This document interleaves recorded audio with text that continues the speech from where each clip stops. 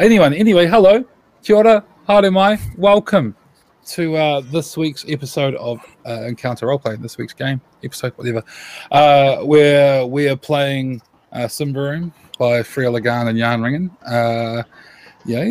here on Twitch. If you are watching us on YouTube, though, and you're wondering what the fuck I'm talking about with this Twitch thing, come along every week, this time right now, which is 11 p.m. Eastern time, where we throw this show. This is episode 6, see so on my notes, 6 of Darkness and Davokar, where our cast here has been struggling through the battles. They've been getting themselves in all kinds of trouble, going out trying to kill things and getting fucked up in turn. So yeah, let's go through everybody. Enough babbling from me. I'm going to jump to the star of this week's show, Charlotte. Hey, Charlotte. How do you feel about today's show? Do you mean star that I am doing 5 different roles all at once right now? Or star because the tree tried to fucking eat me last time? Or... Yeah, the latter one. The whole nearly dead one. That one. Yeah, where the tree not tried to likely fucking to eat me. survive the adventure one. Yeah. Sorry, it did not try to eat me. It succeeded in pretty much eating me. It was to the point where I was one roll away from death, essentially. Yep. And yeah, it was our wonderful priest of Prios that was able to pull me out of that. So it will be interesting to see how their relationship changes now, because it was choppy at times. One way to put it. That's a polite way to put it. So yeah, no, I earlier on we were told that we had no engineer for the show, and I've been looking forward to this episode all week. So there was going to be a show. And stepped up to the plate. Speaking of our Prios priest, my buddy Sean. Sup, bruh? How you doing? Hey, man.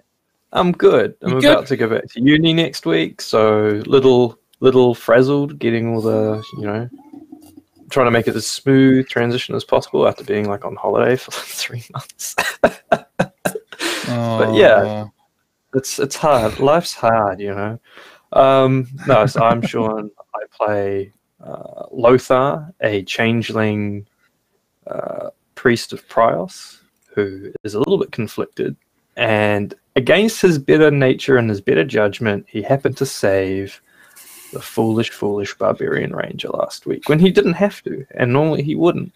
So there's a little bit of character development going on between the diagonal people and, by the way, the diagonal on the overlay.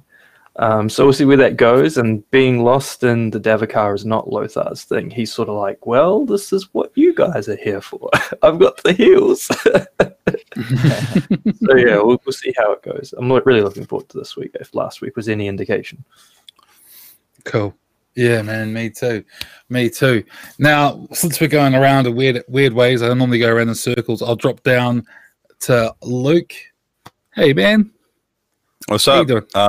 I'm doing good. I'm over here feeling a little bit slighted, though. I feel a lot of appreciation being thrown toward Lothar for saving Shofin, but Vildsfin pulled that branch off the Shofin. He pulled her free from the clutches of death. And Vildsfin, don't give Verm any credit, but Vildsfin, he was a hero. Yeah, I would agree.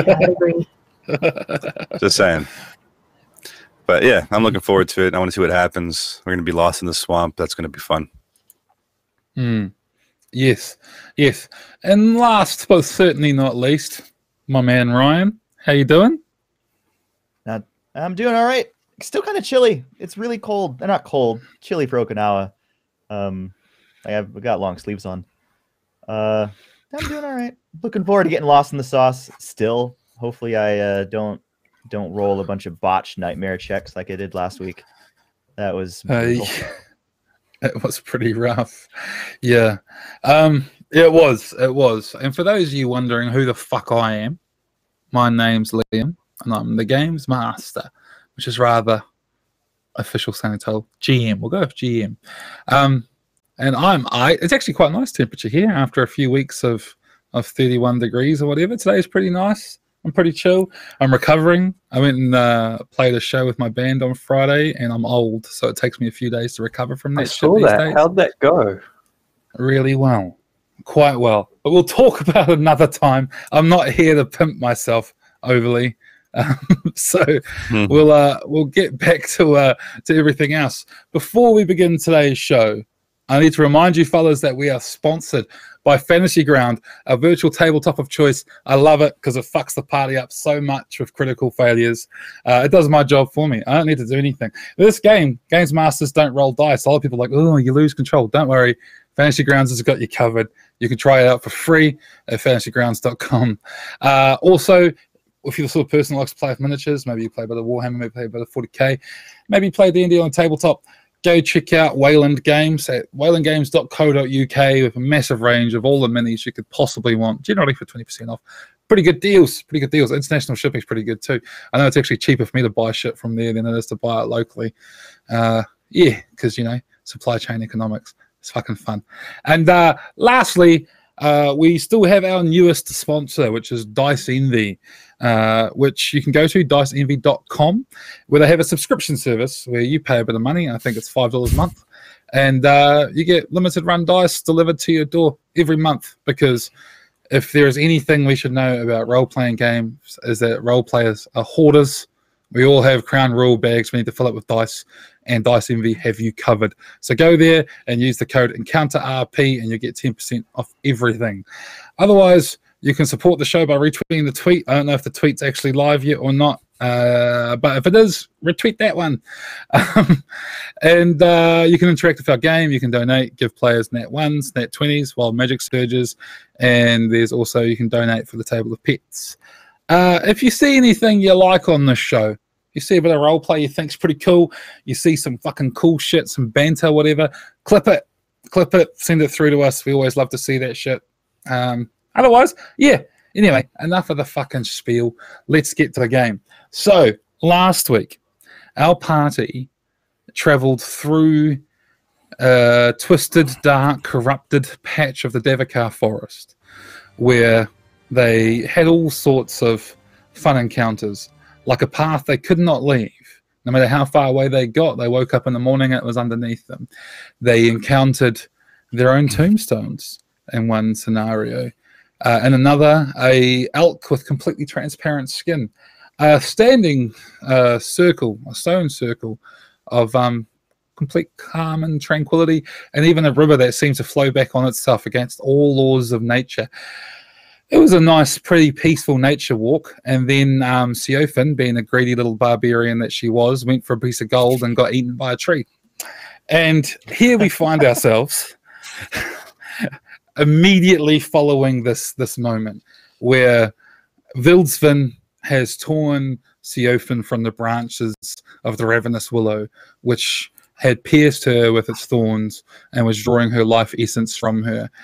The rest of the party struggling with nightmaric visions as the corruption of this place attacks them in response to the magic that Lothar used to save Siofin's life. But Siofin is free in this moment, despite the fact that she bleeds from dozens of open wounds across her body and feels each last bit of strength draining away from her. She sort of claws and stumbles through the forest as she flees, leaving the rest of the party behind her as they themselves begin disengaging from the tree. That's where we finished last week. Now, Siofin is still running. The party, although she doesn't quite know it at this point, is behind her. They're running to catch her, but she's running off through the swamp, perhaps slightly, I don't know, panicked on account of having just lost her life. I don't know. But as she stumbles through the swamp and sort of falls into a puddle and rolls onto her back looking up at the sky, realizing that she is in fact alive, what is going through Siofin's mind? And she sits there on one wound remaining.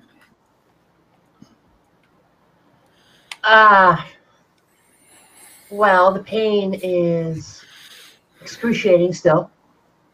Mm-hmm. And even though there was some healing that would happen, countless marks all up and down my body are still essentially weeping at least a little bit.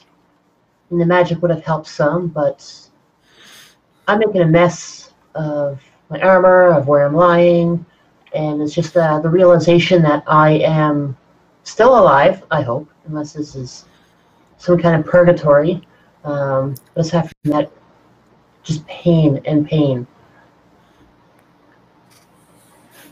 All right. Basically, it was unconscious there for a little bit, so wasn't able to fully grasp everything that was going on. Yeah, you would have been flashing in and out of consciousness because you actually got knocked out a couple times.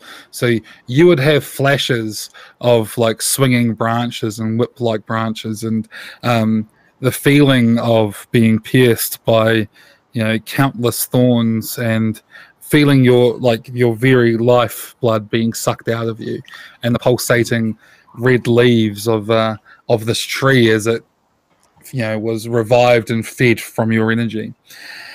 As you lie there, perhaps having flashbacks about this experience, you hear the sound of feet pattering through the mud as the rest of the party comes up and finds you there covered in mud on your back, sort of catching your breath and looking up at the sky. The rest of the party had seen the tree, against all understandings of nature, uproot itself and move after them, but thankfully roots aren't the most energy efficient form of locomotion, and they were able to leave the tree behind on the banks of the river as they all sort of gather, having found Siofan lying in this pool of muck deep in the swamp of the Davokar. What do y'all do? Well, we were heading towards the river, but I'm guessing that there's a tree in the way now. So we've got to go through this swamp some distance, this marshy ground, right? And it's early in the day, or is it late in the day? It was sort of early afternoon. Okay, so you got a little bit of time to sort of try and get out of this, because camping in this sort of ground isn't the best. Not to mention the tree that's mobile, that's possibly chasing us down. And Siofan's sort of out of it, so Lothar's gonna. Lothar's pretty much got the highest strength in the party, right? What's Pentio's strength? Pentio's strength is very low. Yeah. 7. So, by default, I guess Lothar's gonna fireman's carry, sling over the shoulder Siofan. The strongest in the party is actually Wildsvin, the boar. Oh, is it? Well, we can put her on the board. We can put her on the board. Is the board big enough for small range? Nobody volunteered Vildsvin. He's a neutral party in this. Lothar was picking her up. Yeah, I mean, that was the default, right? So just to get some distance away and not have to deal with her bullshit anymore. Yeah, so she's in a bad way.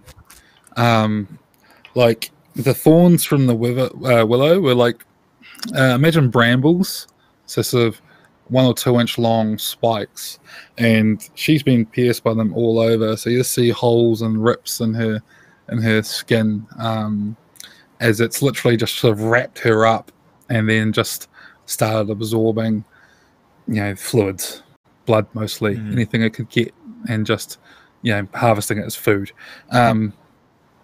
She's in quite a bad way. As I said, she's down to one toughness, 1 wound, so she's rough. However, you still are fairly confident you're within that corruption area and you still have the same corruption. Lothar's not going to be doing lay on hands. That last lay of hands was literally the last throw of the die, because otherwise it's corruption time, and that's not right.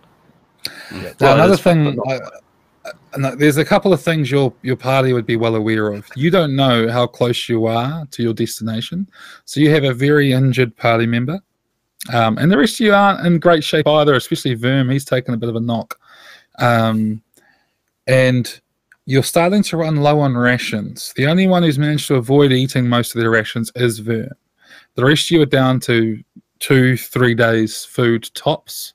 2. Someone's been counting. That's good. I'm more than happy to take the lower number. Thank you, Sean. 2 days food. Verm, on the other hand, has, he's still got about 7 or 8 days food. However, what Verm is starting to notice is that his supply of blackroot, something you quite often see him chewing on, is getting dangerously low, as he's been unable to scrounge any as he's made his way through the forest for the last week. And you may, I don't know if the party's seen Verm not on blackroot before, but you think Verm's cranky now.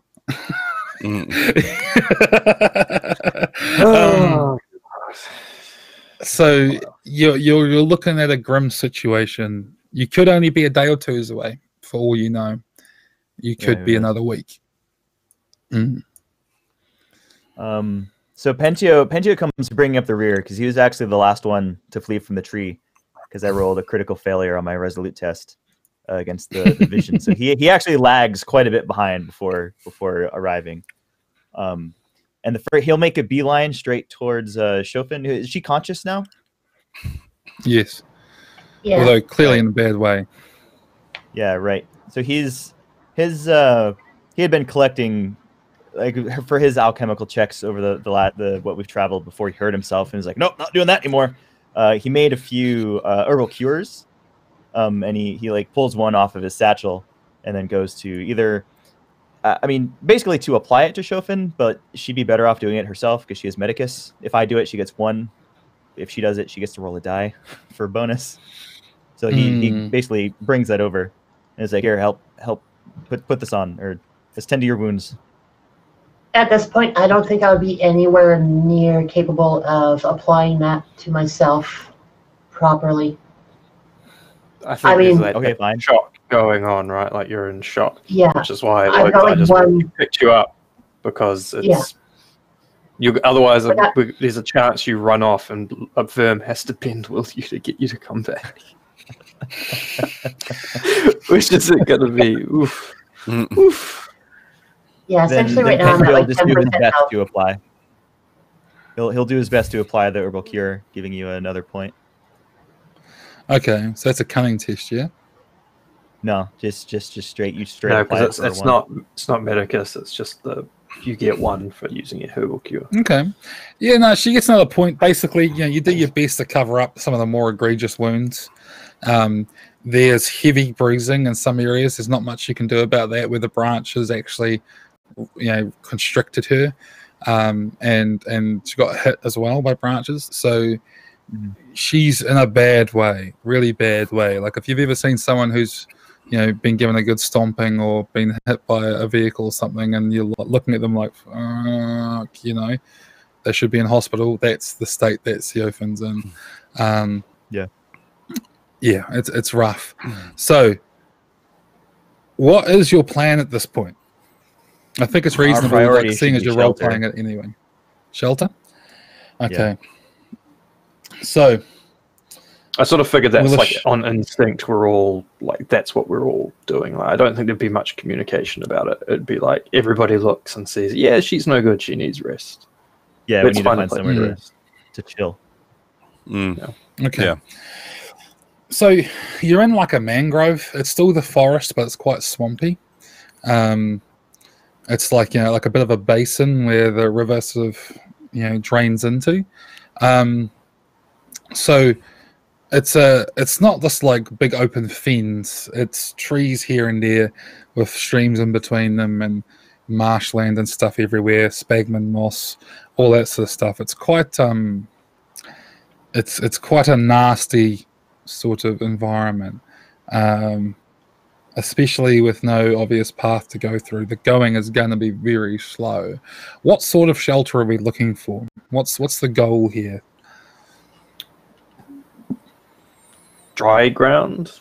We can like set up some form of watch where it's comfortable to rest on the ground, I guess. Because the way I'm picturing it is it's all pretty low level. If you're saying like mangroves, there's lots of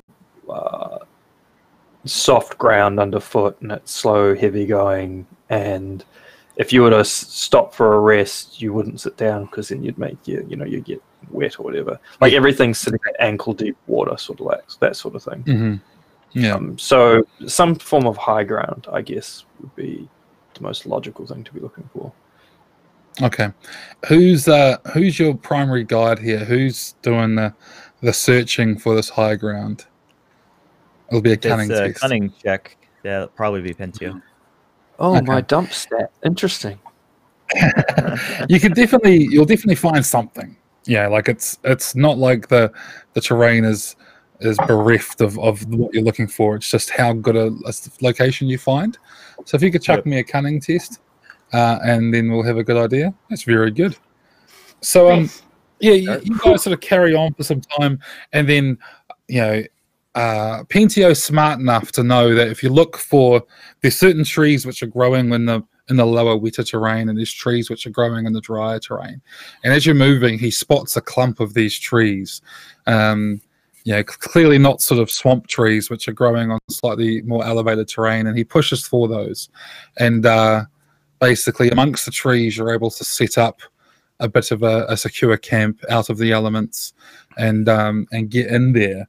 So you're at this camp. Theophan's still in a rough way. Very rough. You're all exhausted. The terrain that you've just been hauling through is the sort of terrain where you're in danger of losing your boots through. So you've been going slow. You're all covered in filth.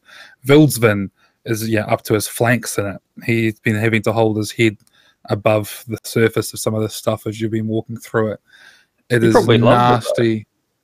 Probably he is a bullet pig, but it's nasty, horrible terrain. What's the plan here? What do you want to do? You're all quite wet. Right, yeah. That's GM speak for duty at light of fire. Trees also don't like fire. True. Or do we get Vern to risk doing his witch circle to keep us warm? And... I have a question about that. When we last tried to cast Witch Circle, did it complete or did it get interrupted as it was casting because of all the visions? It completed. You just got the visions. Yeah. Well, this is still the same scene. The battle with the tree, by the way. Let me make sure my corruption's not too high. Yeah, I'm okay on corruption. Verm turns and speaks to the rest of the party. Well, she's not in a way to go anywhere, and we're in danger here if we're not under protection. Whatever that creature was could still be after us now. I could create a circle, but by now I assume we're all used to what will follow. Visions, hallucinations, nothing to be afraid of, I would hope. Try to withstand, and if you will not, you will be held down and dealt with in other ways. It is more safe to do this than it is to risk what is after us. As long as somebody does not go running off into this swamp. Why'd you look at me when you said that? I feel because like someone's been failing all their resolute tests. I feel like it's only fair to remind Sean that Lothar would be conscious of the fact that while he was casting Lay on Hands, he got hit with considerably more corruption than he's used to. Something which the rest of the party may not have been aware of. But you would have felt more nauseated and sick following. I couldn't remember if that was just when we were in this area in general, or if it was specifically when we were around that tree. Because I think that started when the only time you experienced it was after the tree. Yeah, no. For most of this journey, corruption's been linked to visions. However, when you were gaining corruption, dealing with that tree, it was double. Yeah. So it could be the tree. It might not be, but you would be aware that it was a thing. Yeah, and Lotar's very risk averse. Well, there's this small wrinkle that this area is even more blighted than where we have been before. And when I used my magics, this was a stronger blowback than what I have anticipated. View could almost say twice as much. So whatever you are anticipating the blowback could be very extreme. Not typically would I trust your constitution, Lothar, but extenuating circumstances would have it that I am not comfortable risking my life for her any longer. He says, clearly, not in a good mood with Shofen. He's been keeping his distance from her too as they've been traveling.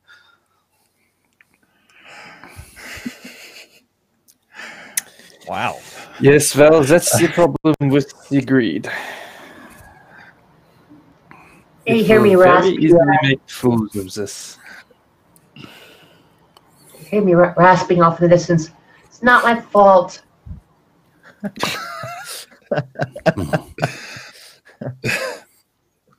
Pentio is doing his best that. to tend to Shofen's wound. He's like, "Oh, don't worry about it right now. You just need to rest." Winkle. She needs to rest, but I don't know about the rest of us. If we wait here, we could die. Obviously, we have no choice, but we need to choose wisely if we are to do it in the safety of my circle, or if we are to try to risk whatever lurks out here. Aren't you supposed to know what kind of beasts are out here, Pentio? Of course, there are many, many more beasts. But Oh, well, that was a not... wonderful insight. There are many more beasts in this forest. I would Right. never have guessed. Anyways, Lothar, I'll leave the decision up to you two. I have no understanding of your magic weaving or the corruption that it brings. It's up to you. Well, it's either the attempt for this magic circle, or, well, witch circle, or the light a fire and risk that. 2 different risks. Well, Pentio, what is the risk of lighting a fire? Can I attempt a beast lore check to see what sort of beasties we may? Oh, well, that yeah, live you in need a to roll a mangrove? beast lore check. There's a lot of things that live in this forest. You've got most of the predators you'd expect to find in the Davokar, you'd expect to find here. There's also quite a few amphibian creatures in nature that you could expect to find. So yeah, actually, no, roll us a beast lore check. You'll definitely know some stuff, but there's other things as well.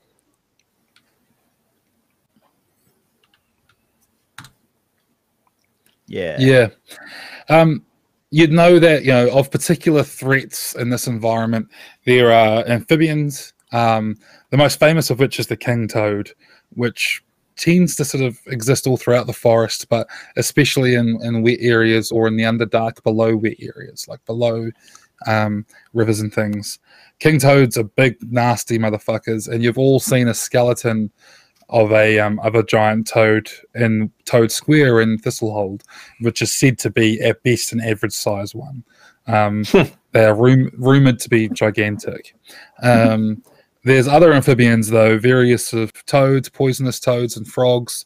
A common one that you worry about is called a scullin. It's it's a very warty, horny, nasty-looking toad of sort of green and brown mottled colors, which is known to sort of pounce on people with its long sticky tongue as they go past in riverboats and things, about the size of a large dog. But beyond that, there's also various reptilian creatures, caracans and other sort of snakes, which are known to sort of inhabit these areas, as well as meerkats aren't necessarily unheard of in mangroves, although they're more prone to be on dry land. The various insects, dragonflies. And when I say dragonflies, I don't mean like a little dragonfly. I mean giant fucking dragonflies. I know what you mean. Yeah, he knows. There's all sorts of really nasty things that would live in this environment, and there's also small things, little bugs that are poisonous, spiders. Yeah. All sorts. It's not a nice area, Leeches. but yeah. Given where we are, anywhere else, I would say a fire would be a better choice. But given the amphibians and the reptiles, they would draw them to us.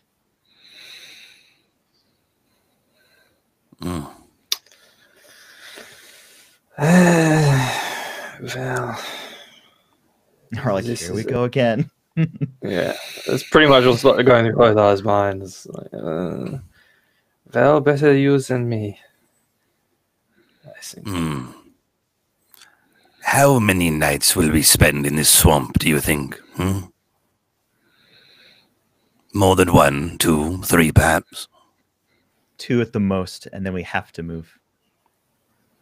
Well, we will move come sunrise. We will not wait here in the middle of this swamp for her. We have more pressing matters, and this is far too much a risk. For one night I will do this. I will risk myself only once. I will stay until Shofen is ready to move. I agree with the witch. In the morning, regardless of how I feel. Say Shofen's not worth Very it. good. Oh, sorry. Then we leave Fine. at first light. Prepare yourselves then, and I will begin. And Verm starts to spread out his materials, bits of herbs and some of the blood and entrails he's got collected, and starts to spread them in a circle around himself as he begins to get ready to cast his ritual once everyone's ready to go. Pentio says a prayer to Prios. Yeah, there's a little bit of prayer going around. There's a witch circle, and then there's a prayer circle. Okay. Do your thing. Do you roll for your ritual? I do. It's 1d4. Okay. Not to cast it successfully, but for corruption. Okay. Well, roll your roll. Don't Is it 2d4 this time, or just 1d4? 1d4 doubled. He's just going to double it. So don't get a 4. If I get a 4, we're... 6. Is that below your threshold? How much temp have you been carrying around with you? Now, here's a question. What if it meets your threshold? That's enough. Okay. That's enough. So, does it meet your threshold? I have 8, and I just hit 8, yeah. My threshold is 8. Okay, so you do your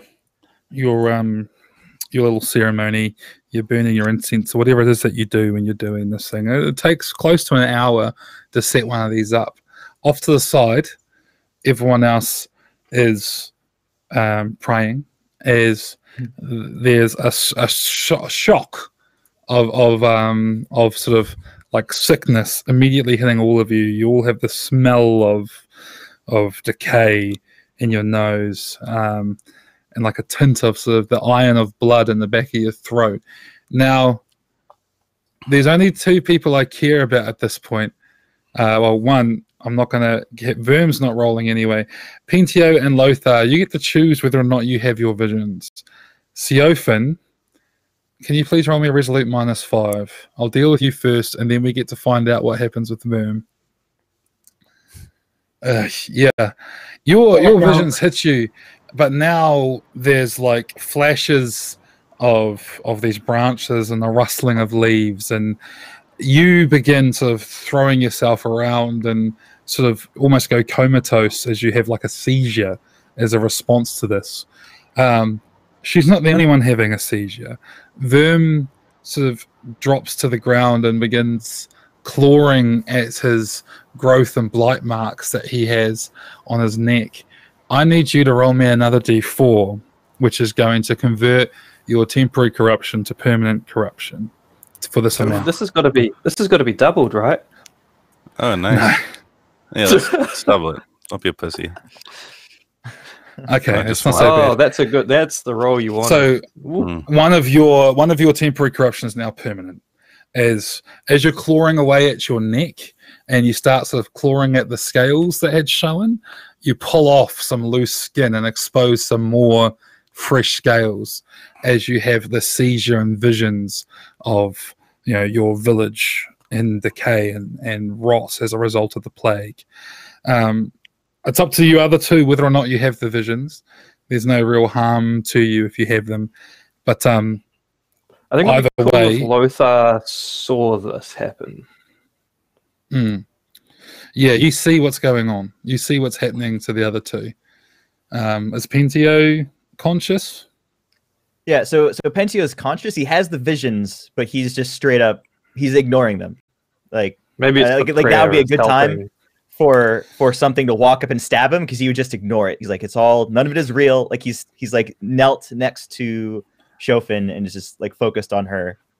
While the zombified visions of his family members and blight beasts like attack at him and swipe at him all around. Mm-hmm. Okay.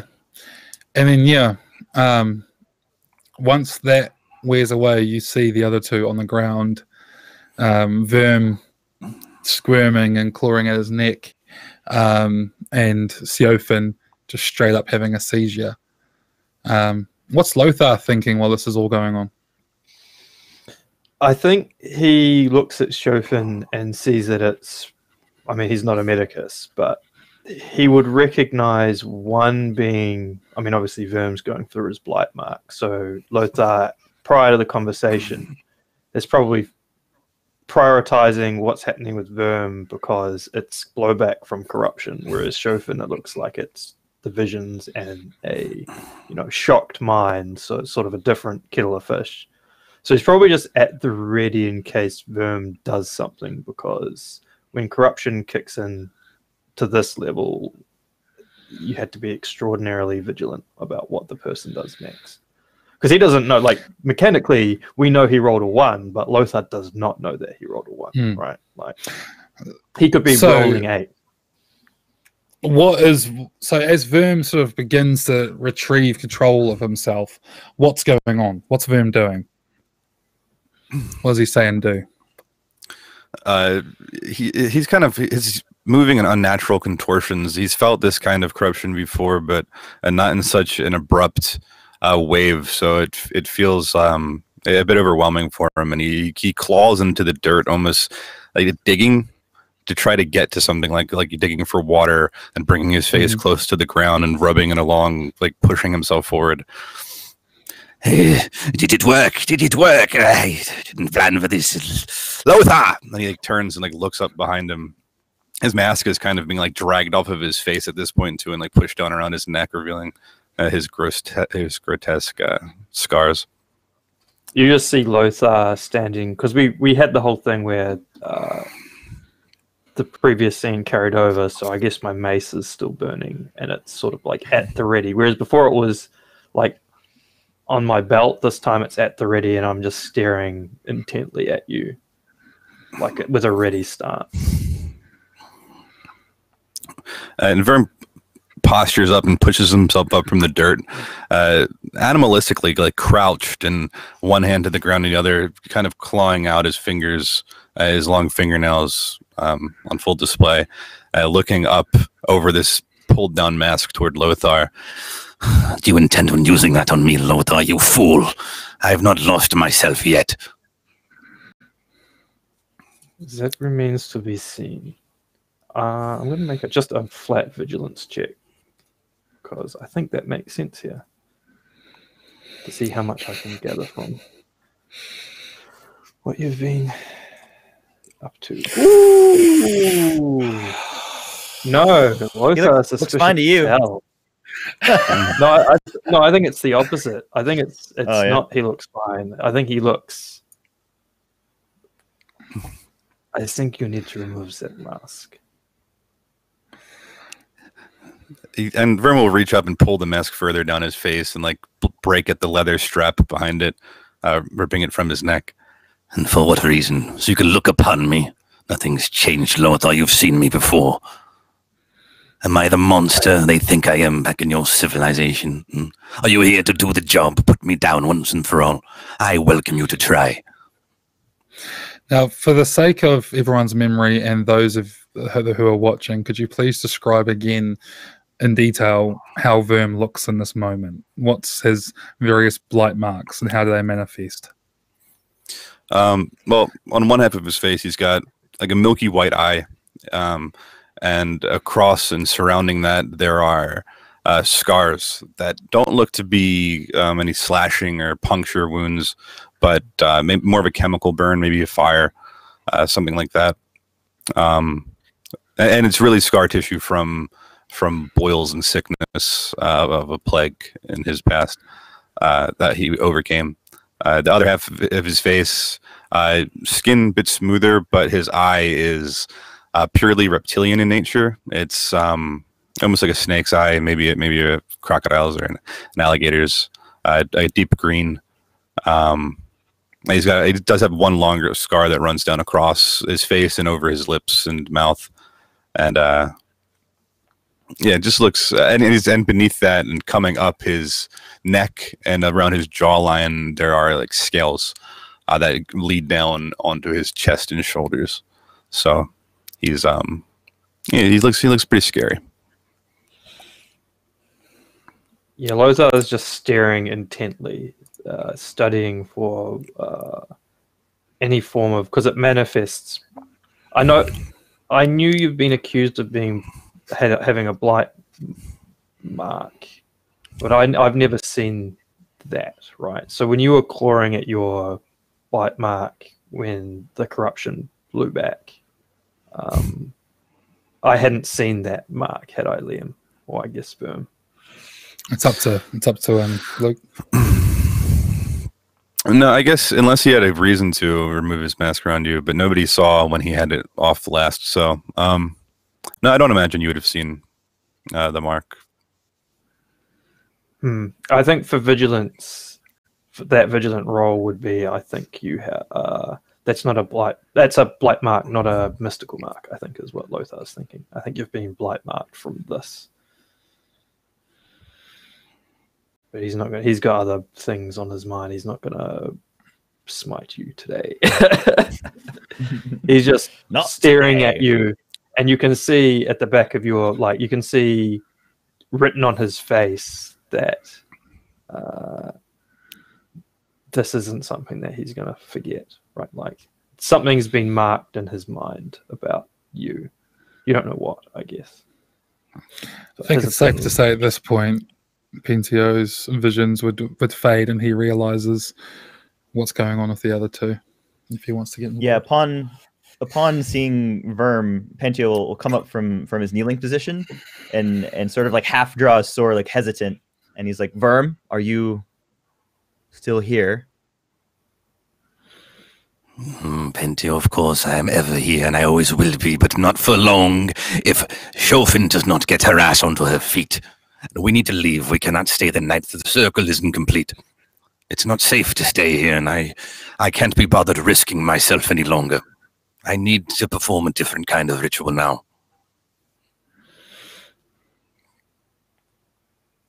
Pentio, sorry, go ahead. At this point, am I still suffering from the seizures and whatnot? You'd be in the last throes of it, yeah. You'd be conscious of what's happening, but you're still sort of recovering from the seizure. Kind of not in control of all my faculties yet at this point. Not in any mood to be able to move just yet.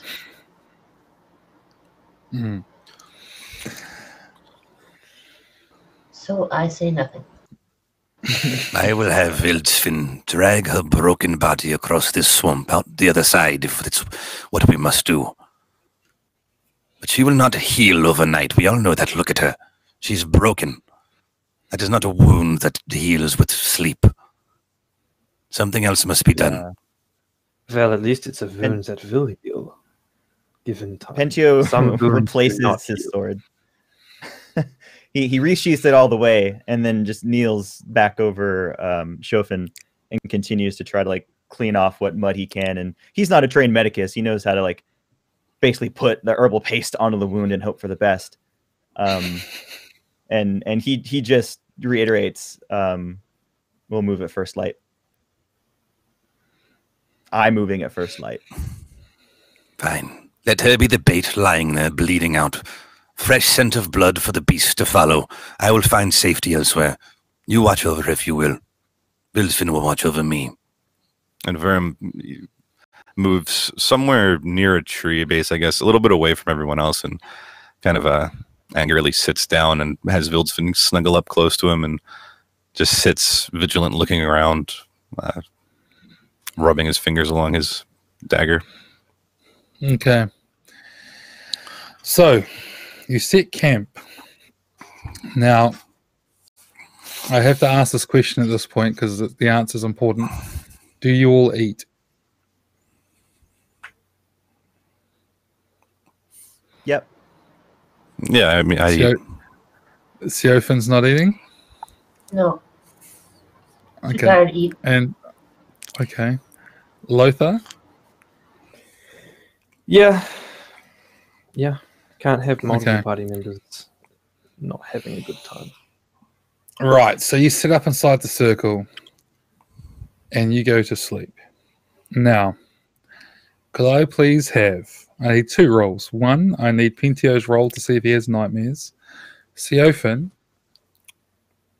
could you please roll me a d20?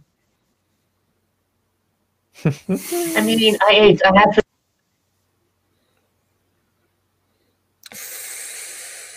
Okay. Everyone rests for the evening. They take turns watching, but the circle does its work, and all of you, including Theophan's wounds, heal 1 point from your rest. So you regain 1 wound. Also, you can cleanse all temporary corruption, as this is a new scene. In the morning,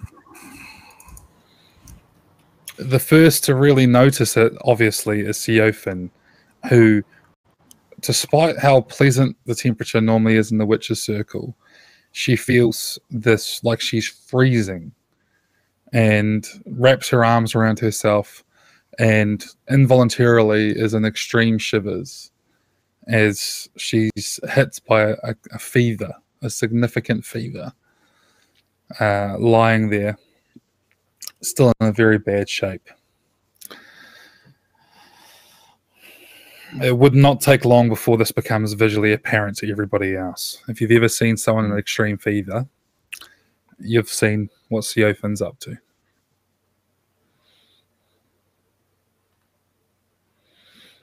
Cool. So lay on hands will not fix this. Pentio moves over to Shofin and gently shakes her, and he's like, "Can you stand?" So cold. But I can try. You're gonna have to, or else this will be your grave. So despite the intense shuddering, the body-racking shivers, I make my way to my feet and kind of hunched over, just kind of hold myself and trying to get in my, I'm assuming I have a cloak, like some form of whatever, and just trying to bundle that up around me as tight as I can and conserve as much heat, and just shivering the whole time and not able to do much else except for putting one foot in front of the other. And even then stumbling as I'm moving forward. Cool. So, for the day, what is your plan? Keep moving. Well, we have to reorient ourselves towards the river. I think that's you'd have a fairly good idea. It just might take you a while to find a path that gets you there without going through deep water. But you have a good idea where the river would be, the one that you were following, which logic would dictate will lead you to the main river that you're looking for. So, yet again, could we have a cunning test from Pentio? Yep.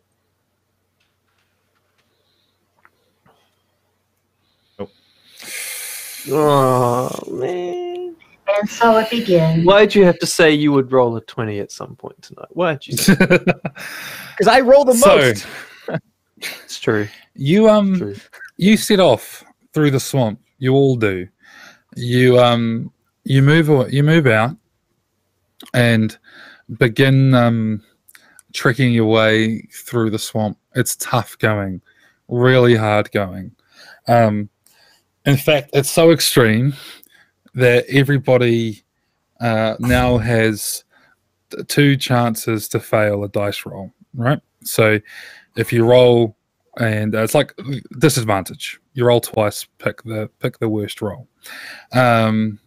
So you're basically fatigued. You're really pushing up against it as you're sludging through the mud, and then come mid-afternoon, you're starting to think about looking for a place for shelter, and then you realize that good shelter up ahead of you has a witch's circle in it, and that somehow you've got yourself turned around and you're back to where you started. Curse this confounded forest! The forest is not to blame, as much as it may be you, Pentio. Time after time I have placed my trust in you, I have sacrificed for you, and I am left with this. Back to where we started. First light, she is one step closer to the darkness, and we are back where we started again. Were you born so naive, you stupid witch? All you do is bitch and complain and whine. Oh, it is not my fault, it is Pentio's fault. It is the barbarian's fault. It is Lothar's fault. Shut up! And like his voice actually breaks. Shut up! Well, finally. If you have nothing to contribute, no! Do not speak! If you have nothing to contribute, then go that way! I have had enough, Verm! I have had enough of you! He looks like he's broken. That's enough resolute fails, and that'll happen. He did fail a lot. He's gotten very little sleep over the last week. Yeah. Frazzled Pentio. Well, he has a point. Bitching and complaining will do nothing for the morale and getting us to where we need to be going. We either pull together or we go our separate ways and try that way. And where is it that we do need to go? That is what I count on you for. Still fuming, but in a more hushed tone, Pentio says, "We knew that this would not be easy. These risks were known. This is what traveling in the Davokar is like. We try again." Try again. And change what? What do you know about a risk? Look at me. He pulls his shirt down. This is what risk means. I risk my very soul for you. Appreciation would be noteworthy, but what I really want is not your appreciation or your thanks. I want to get out of here, because time is not on our side or hers. So if you care about Pentio her, just nods. It's not the way we went. So where do we go? Shofin, open your eyes and point us in the direction you're supposed to guide us. That way. Is there anything visible that could help orient us in a straight line? Like how thick are the woods? Like, roll vigilance. You're rolling twice, remember? And picking the worst. Okay, well, I passed that one. And I passed that one. Yeah, you can tell by the general sort of flow of the water that this water is coming from the river, right? Like it's a spillover from the river, and you can tell there's a wee bit of a current in some of the deeper parts, which gives you expect the main river to be to your north, so you have a rough northern bearing. How far away that is, or whether or not it's safe to go straight directly to the main river, you don't know.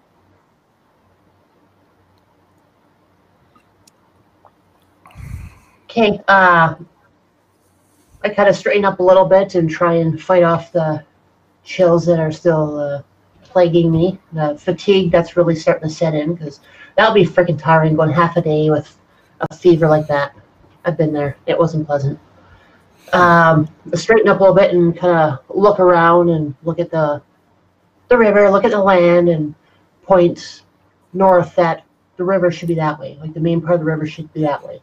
And we need to make our way there somehow. We would get there, Chauvin, but your life depends on this. Are you sure?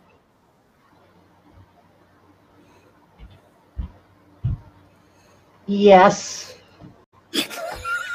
As sure as you can be in the Davokar. Now, one thing you'd be... Go ahead. You are next to an active witch's circle.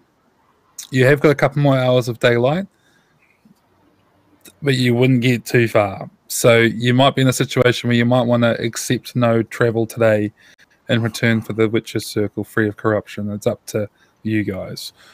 These are the hard choices. You gotta make this decision. I think it's better to try and rest another day. Give Shof another chance to gain a toughness point. And she might is she good enough at this point to try and like tend to her own wounds? I still have more herbal cures. I actually foraged for a bunch. She should, but she'd be rolling twice and taking the worst. Yeah, still gets the +1, so. Okay. Yeah. Yeah. Yeah, I will impress upon them that we need to make our way north, but I guess at this point in the day, how far are we really going to get? Mm-hmm. We have shelter here. I need to rest a little bit more to get my strength back, and we've wasted half a day already because we've been going around in circles. It will do us no good to start plodding along and then, on top of that, have to make camp again. This time without the benefit of the circle. Yeah. I will not be casting my circle again. That much is right. Not until we are free of this wretched place, and your life is in your own hands. I will take care of myself. I have food. I can scavenge. We can wait. It's not me who will die.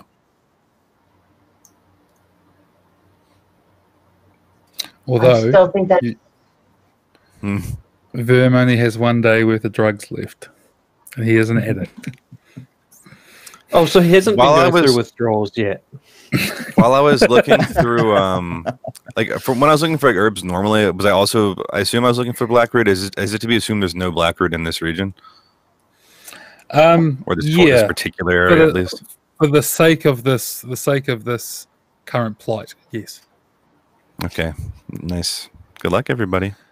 That's because the burden implies you have to purchase the stuff. So I think it's not a get me for free. Otherwise, it's not a burden. You know. Where would you? I'm just curious now. Where would it be purchased? Because normally, would he get it from some like weird like shaman in the woods kind of deal, or that? If you're in your home territory, you'd know where to find it. You'd know where to collect it. But you're currently in an area which is a bit unknown to you. So yeah, if we weren't in such a put it this way, if you were to not move for a day and really dedicate yourself to searching for it instead of food, you might be able to find some. It would come down to a roll, but you could try and find some. Okay, I'm just curious. You know what my options are here. At this point in my mind, a certain quote from Apocalypse Now is hitting my brain. That's never get off the goddamn boat.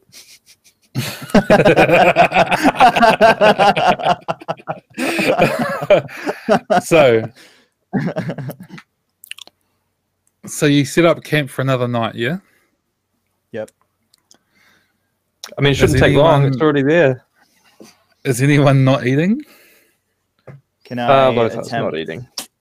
Can I attempt an alchemist check to try and make some whey bread? I really thought we purchased whey bread before we left. You got a couple of weeks worth of rations, but it's been a few weeks at this point between the boat and traveling through. Because you need to realize that you were planning for like a week's journey on a boat, and then you'd have a week's food left over. Yeah. So okay. I mean, you could make an alchemy check. You would be rolling twice and taking the worst result. And it would get you a day's worth of food, basically. Like you go scavenge. If you roll really well, you might get a couple of days worth of food just for yourself. What's Lothar doing? He's on half rations, I guess. Would be the best way of explaining it. Right. Verm's able to scrounge. He's got bushcraft, so he's at this point, honestly, subsiding on grubs. Roots, things like that. Verm wouldn't. He's gonna eat one of his normal rations. He would be looking for, even if it's hopeless, he'd be looking for black root at this point, just because he's seeing that as more dire for him, even if he won't find anything. Okay. Well, to search for it, a usual sort of search test would be either vigilance or cunning, whichever is your highest. I'll allow you to roll on that and see if you can find a fix. That was a good enough roll for Pentio. That's a success with 1 point, isn't it? 2. 2? Okay, yeah. That'll be a no. Okay, right. So 2 things happen. 1, Ryan manages to sort of make a bit of a concoction, which it's a bit of a pasty thing, which sort of it's enough to take the edge off the hunger and fight it back a day. He couldn't subside on this long term, but it's enough that it sort of gets you through the day. It's more energy than anything else, right? Like it's the equivalent of needing to eat and instead having a coffee. You know what I mean? Now, Verm has wandered some way away looking for blackroot.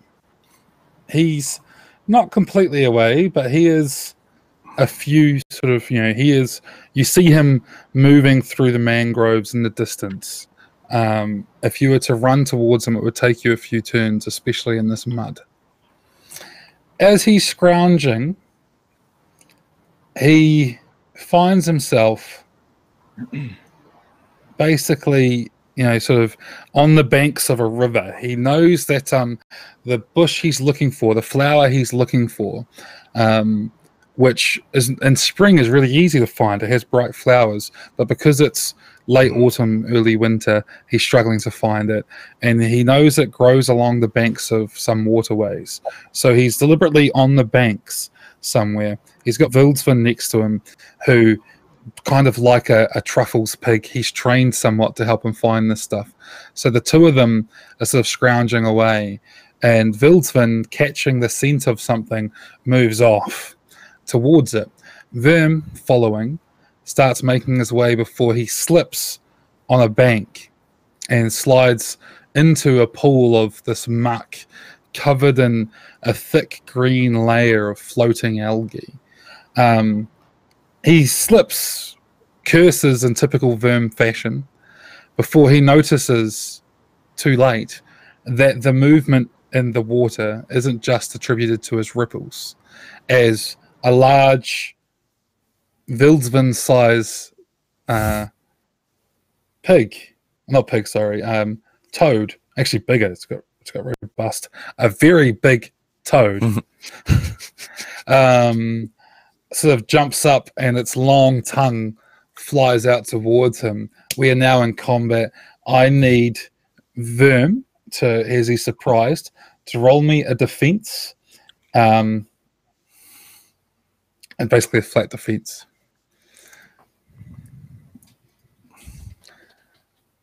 Nope. Nope. Okay. All right. So you've just been hit by the sticky long tongue that comes flying out towards you. This tongue hits you, and it tries to wrap itself around you.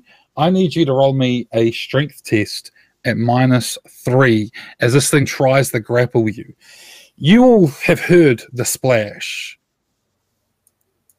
as this happens. Nope. Nope. It's got me. Okay. And it's now pulled you forward into its mouth. Roll your armor. You take 6 points of damage minus your armor. Okay, so 4. Okay. Now, oh man, I need you to also roll me a strength test at -5. What's the? All right, let's get a 2. Hey, Is that enough? Hey, there you go. Yeah. I think I needed a 2. My strength is 7. Oh no! I thought it was 8. Oh, No, my strength is 7. this so thing pulls you in and clamps down. What, as he slips into unconscious, no, not unconsciousness, he's awake, paralysis as a result of this venom, what is Vern yelling to everyone else to get their attention?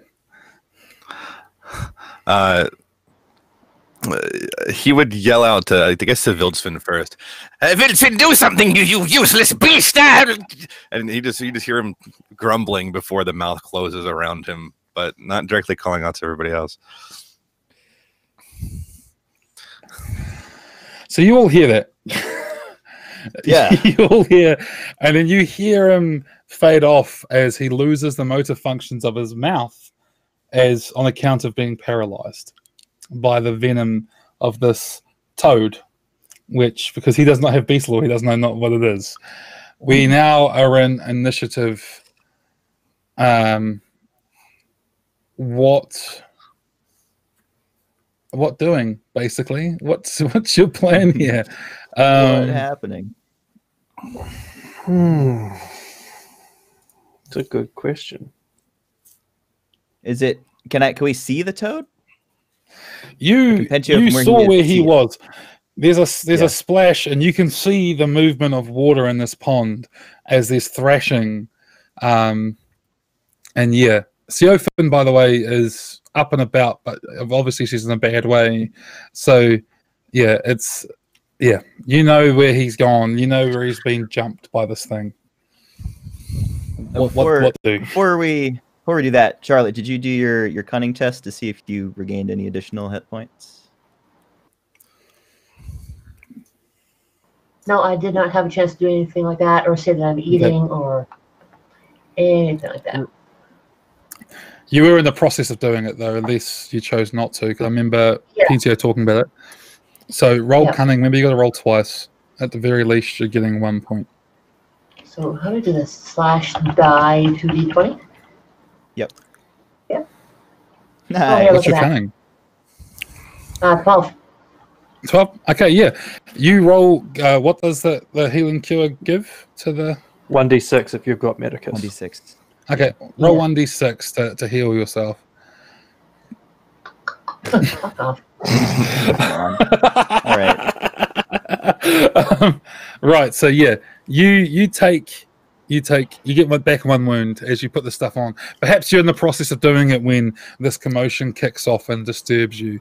So you're first, Siofin. What do you do? I hear this. I am feeling a little bit better. I'm feeling a little bit feverish still, but my energy is, well, my pain isn't as strong as what it was. So I'm able to, albeit slowly, hear what's going on, hear Verm yelling at his pig to do something, because, it's not as if we can't do anything. Grab my bow, get up, and start moving towards him. Yeah, but Verm yelling for other people to do something is pretty standard. Like, that could just be, he's having lunch and his sandwich isn't as good as he wanted it to be. And so he's yelling for Vildsvin to find out why his sandwich isn't so good. Okay. I'm assuming it takes a full movement turn to get to him. It'll actually take 1.5. He's a fair distance. You're moving through the swamp. It's going to take a while to get to him. Now, because you have a missile weapon, you can shoot. However, what you're shooting at really is just splashing in a pond. You don't have a clear shot. You'd be rolling twice. And because you're already rolling twice and taking a failure and doing it again, we'll have -2 on top of whatever other... it's going to be fucking tough. Put it this way. This whole thing is going to be tough. So that's what you're facing. I decided to conserve my arrows at this point. I can kind of see some movement going on over there, but I can't differentiate where the lower half of Verm ends and the frog's mouth begins. I'm just picturing having him chomped right on him. Just it's Verm. See these legs kicking. Yeah, he's paralyzed. If you've ever seen You've all watched nature documentaries where they have a bug stuck between their jaw and they're chomping on it. That's what's going on with Verm right now. He's in a bad way. Okay, so what's Pentia doing? Pentio's just going to book it double time as quick as he can. Okay. And under normal circumstances, I would ask, "Oh, can I use my quick ability to like maybe take a risky path?" But since I'm rolling twice, I'm not going to ask. I'm just standard move. Okay, because I was actually going to offer you that option, Yep. but if you're not going to do I'm it, not that's rolling fine. twice to do it. Okay. Next, we have Verm. Now, Verm, we need to know how long you're paralyzed for. So, can you please roll me a 1d8? Ooh, let's get 8 turns. Let's see. Sounds good. Don't say that because you'll get Nice. that. Oh, okay. So, The yeah, ones when you're you in want its it and the mouth. ones when you don't. So, this turn, you'll be paralyzed. And then next turn, you'll start regaining motor functions. But we'll get to you in a moment. What's Vildsvin doing? Verm does, however, have a sneaky ability called regeneration that I roll a 1d4 toughness each turn to recover wounds. I haven't used that yet. Yeah, it's the monstrous trait he has. Okay. All right. Yeah, although... Okay, yeah, no. So you regain how many wounds? 1d4. Per turn. That's fucking... Okay, all right. Roll 1d4. You regain 3 wounds. Yeah. Yeah. All right. So you regain some wounds thanks to all the corruption stuff that you've dealt with over the time. However, you're still paralyzed and out of control of yourself. What's Vildsvin doing? Vildsvin's closer.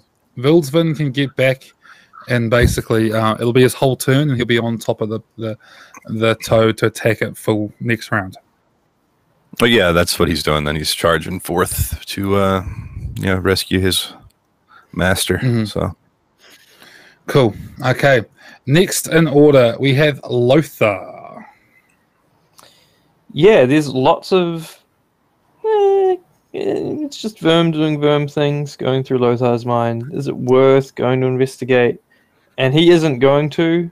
I mean, we all know his initiative is very low, so it always happens this way. But I think it makes sense narratively for him not to move until literally everybody else in the party's moved. And then he's sort of like, fine, I guess it's something, but he'll only move half his movement because he's not.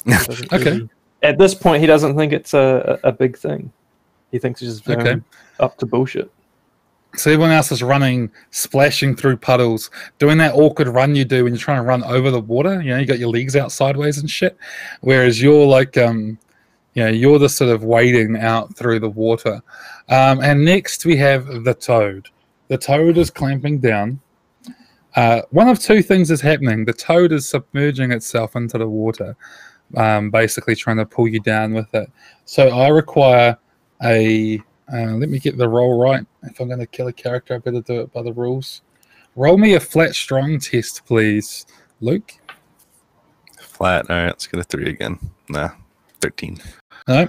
Okay, you take 1 point of toughness damage as you start to drown. Now, you're paralyzed, but you're conscious. So you're consciously in the process of inhaling water and not being able to stop yourself. Disgusting water, too. Not clean water. This is horrible water. This has got algae in it and everything. Yeah. You're having a fun time over there. And on top of that, it's because it's got you grappled. It can just basically bite you again. Yeah, you can't stop it, so it just bites you again, and you take 6 points. Although again, you get to subtract armor off that. So big rolls. Okay, we're fine. It's okay. So it's just sitting there as it goes down underwater, and it's trying to adjust you to fit you into its gullet. It's quarterly or monthly meal at this point. Okay, we roll back around to the top of the initiative order.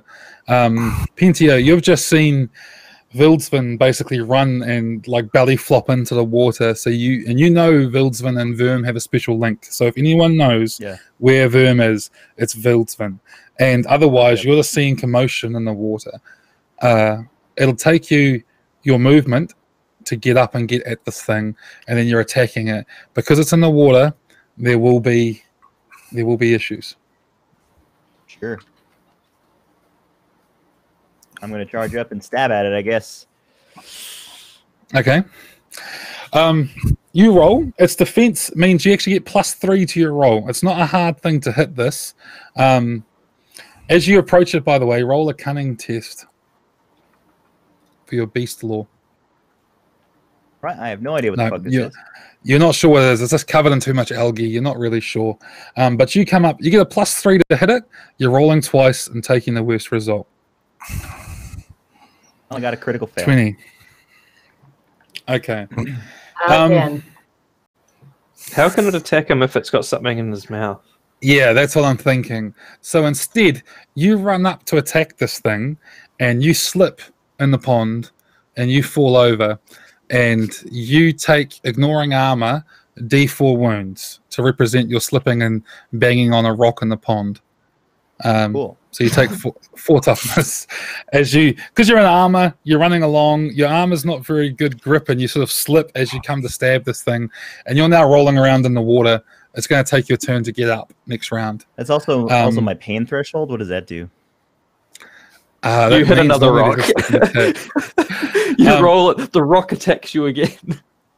What it means is you're prone. So you are prone. Mm-hmm. Yeah, you're prone in the water. You have to stand up, or you start looking at suffering drowning damage. Next, we have Seofin. Seofin's running forward. She's seen Pentio dive and just fall below the water in the muck. She's seen the pig, which is wading through, having just belly flopped in. And in amongst all it all, you can make out movement which you suspect might be your target. What do you do?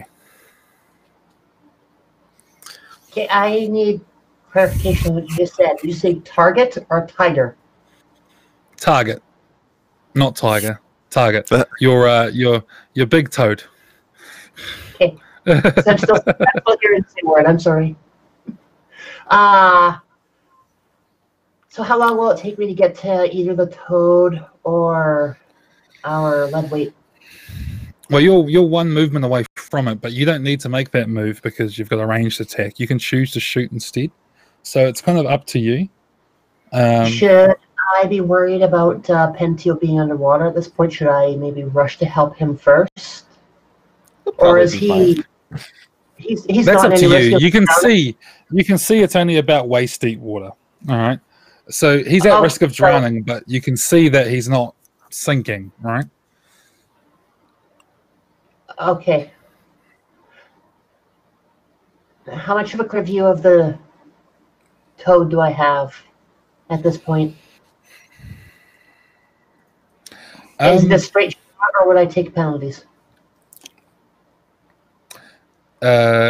You'd be rolling to hit it on +3, but you roll twice, pick the worst roll. So for you, that's a very good chance, really. You're still hitting it on, I think it's 18, right? Isn't your vigilance quite high? Yeah. So, yeah, you've got a very good chance to hit it. However, if you get a critical fail, you're shooting them. All these attempts that you haven't managed to hit Lothar, now will be the time to get that 20. Especially after he's like... Yeah. Well, And it's like maybe subconsciously you wanted to hit them. Oh, the debate. Knowing that risk is there, I have no other way to help him, so I honestly need to take that risk. Take the shot. I'm taking the shot. At this point, I mean, I'm still tired. I'm sore. My wounds on my lower parts of my body are starting to sting from the water itself. Who knows what kind of parasites and shit are getting in there in the open wounds that I have. It's kind of gross, actually. I'll stop thinking about that. She kind of just snaps a little bit. Like, it's just a bit of a rage comes over her. She gets pissed off about the situation that's going down right now. What happened with the tree the day before, and now what's happening to Verm, who is her connection to her homeland, to the area that we're in. So she's not having this. She gets an arrow out. She straightens up. She says that if you are determined, and by you she's referring to the Davokar itself, because now she's seeing everything as a manifestation of the Davokar. If you're determined to have blood, I will give you blood. She takes her arrow, she slices her forearm, knocks it, fires it right at the frog. Roll 2 dice. Get a 20 and hit Verm with an arrow coated in your own blood. Oh, that's gonna be awful. Come on. So close. Okay. I tell you what, because you did that ritual, if you spend gain a permanent point of corruption, I'll let you take the good shot. He's doing it again. He's doing it again. He wants you Take to the corruption, and you can hit it.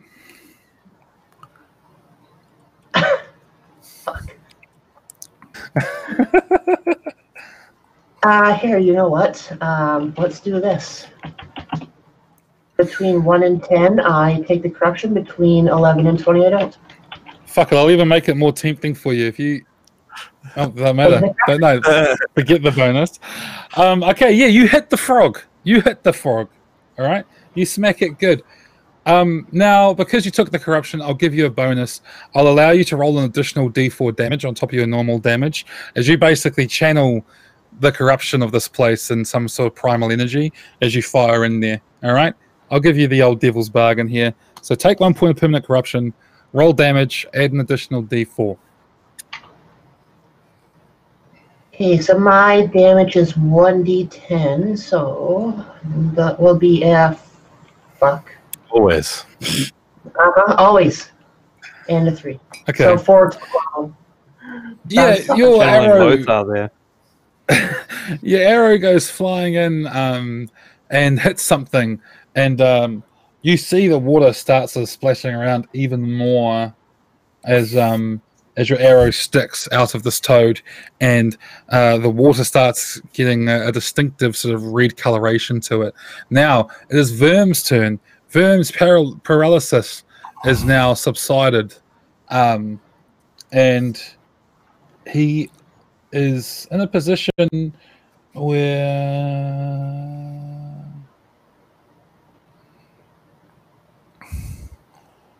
he actually technically he's not grappled. So this thing, while he's eating him, if he spends a movement action, if he rolls quick, you basically count as prone. So if you manage to succeed at a quick roll, you can basically get yourself out of its mouth and standing upright, although you are right in front of it to attack you again, obviously. So yeah, make a quick roll. If you fail, you spend your whole turn sort of clawing your way out of its mouth and out of the water. Is there the option to do something else? Like if I wanted to bend a will, is that an option? You can, although you're still underwater. So you would be require like verbal components. Actually, hold on. Bend will probably wouldn't work in this situation because your concentration would be pretty ruined by the fact you're drowning, I think. True, yeah. No, yeah. right. So yeah. Does my regeneration kick in at least? Can I roll that D4? You could. What you could also do, you could choose to draw a dagger and try and stab it while you're underwater or whatever, but again, you're facing pretty bad odds. And you're facing drowning as well. So okay, well, I'll roll to regenerate a little bit at least, just to. All right. That's just a pat. Yeah. When I was looking at that, I told you that seemed pretty damn good. I think it's. Yeah. That's all right. Don't worry, I'll get you. You're gonna buddy fuck the party by having the stupid regeneration that the real front line. Liam's gonna do something going. But if it gets on Verm, he's just going to regenerate. So I need to make it stronger. And in the front line that doesn't have that, it's just going to get. Well, he can still get one shot. But anyway, I'll roll quick to try to escape it. So okay. I need to beat. What's your quick? My quick is 13. Okay. Man. Yeah. So you spend your whole round basically clawing your way up. Actually, roll again just to see if you get a 20. You can't succeed, but you can possibly critically fail. So no, okay. You spend the whole round clawing your way out of this thing's mouth. So everyone sees Verm just erupt out of the water and take a deep breath. And luckily, Verm is not required to roll his thing this turn to see if he drowns. Vildsvin, however, is in a position to attack the the toad. Rolling twice, taking worst result. Okay. He's in a position to attack. Vilton pulled Chofin the other. Is that possible in this scenario to try to pull Verm, or is that not an option? You mean as in get you out of danger? It's to make a strong test to try to like wedge him out. I don't know. Yeah, no, I'd allow you to make a strong test to sort of basically try and grab you and pull you out. And then let's be a flat strong test. Well, what's your strength? It's quite low, isn't it? Yeah, it'd be a flat strong test. Vilton's is high. Yeah. I mean, here's in water, so it might be just a little bit more difficult because he's, pulling. It's still rolling twice, picking the worst result. And as he flees, he faces a counter attack from this thing. Okay, 6 and 12. All right. Now he's being attacked. He's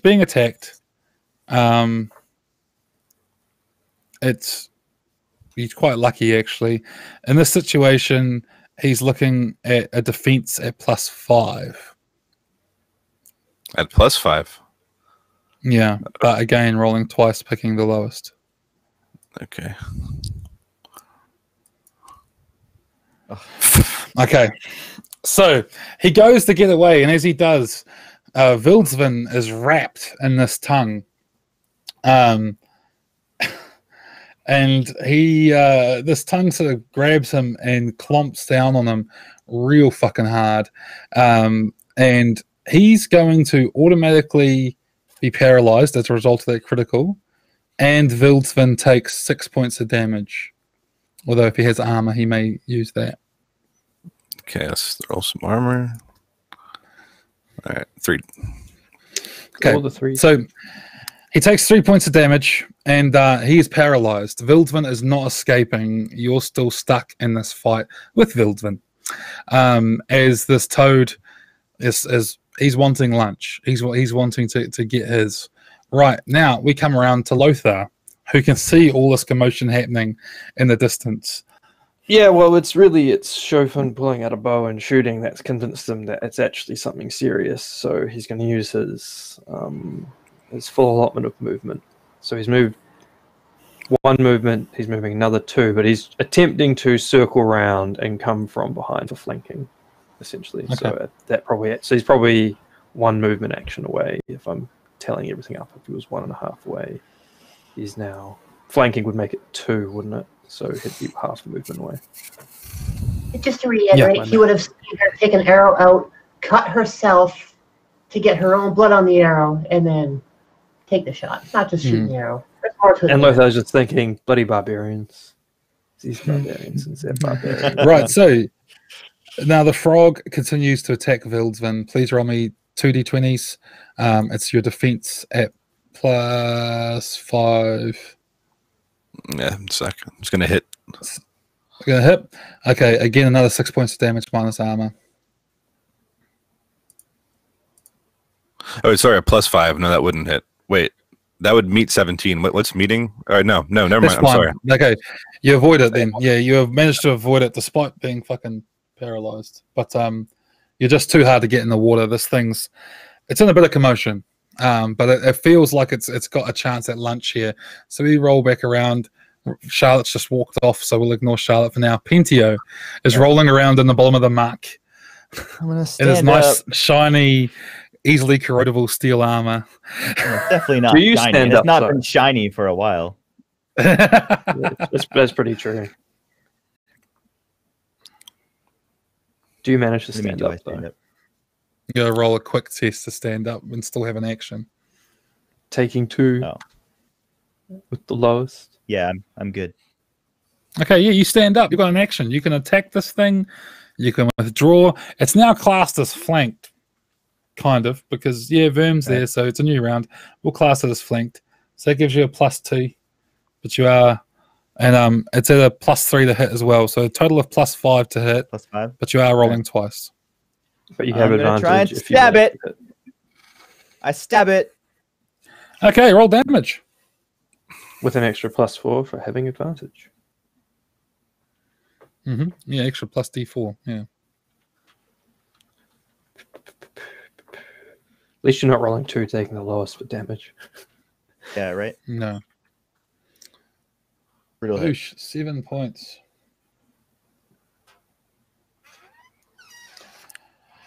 Right, so this thing lets out like a large croaking growl as you thrust your sword into its flank, and you twist it and reach it out, and blood is in the bubbling of the water as this thing rolls about. Shiofin. What does Shiofin do? I am muttering to myself at this point. If anyone was close enough, they would hear something along the lines of giving this, whatever curse word would go with the period,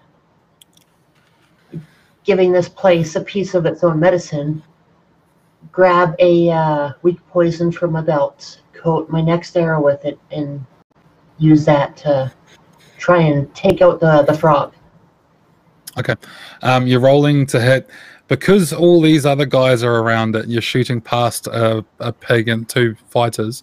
I'm going to have the defense level out. So you're aiming at 15. You're rolling twice and taking the worst. If you get a 20, you're hitting a party member. Here we go. You still got a good chance. You just miss. Pentio hears an arrow whistle past as it plunks into the water next to him. Next, we have Verm, who's going to attempt to do the same thing as last turn with the quick test, and already failed. But let's see if we can get 20. No. Well, okay, yep. So you spend your whole turn standing up, basically. Roll a d8, please, just to see how long Vildsvin will be paralyzed for. 6 turns. Thanks. Okay. Now roll a strength test for him to see whether or not he takes drowning damage. No, he's 2 fine. strength tests? So Just 1. Okay. well, let's do one. So yeah, luckily for him, he's maybe it's something about the anatomy of the pig is better suited to not drowning. I don't know, but he does a better job of not inhaling water, where you've still got this pungent, stagnant water taste all through your mouth. Next, we have Lothar. Yeah, I'm going to run up from the other angle, and I'm going to attack it with my mace. Okay, Unfortunately, +5 none to of hit. my cool stuff starting. Still taking +5 to 2 hit. You're rolling last. twice.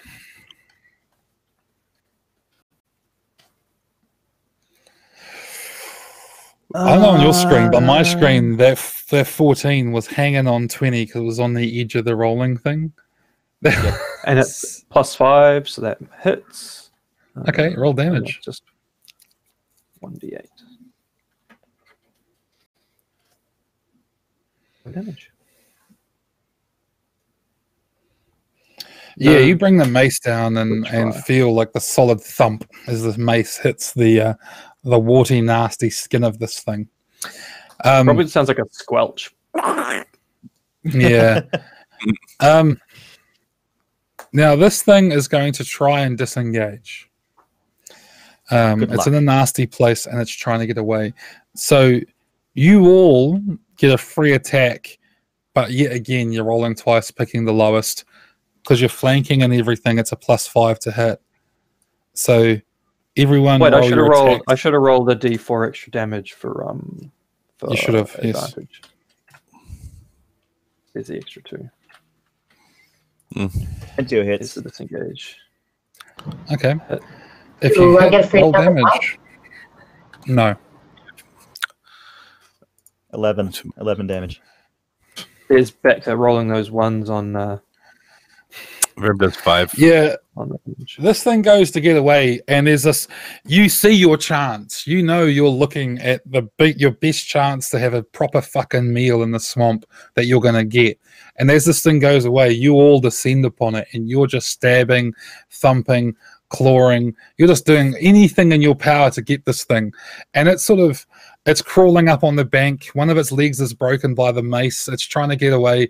Pentio rushes up, and he's just shanking the fuck out of it with his sword. You're just chasing this thing down, and despite it's just a creature living its best life in the swamp, you brutally kill it, and you have slayed the toad. I refuse to feel bad for this. I'm not feeling bad for the bloody toad. So this is like around dusk, and you've just slain this toad, which is like 1.5 meters long, weighs probably close to sort of 80 kgs. It's a big fucking toad.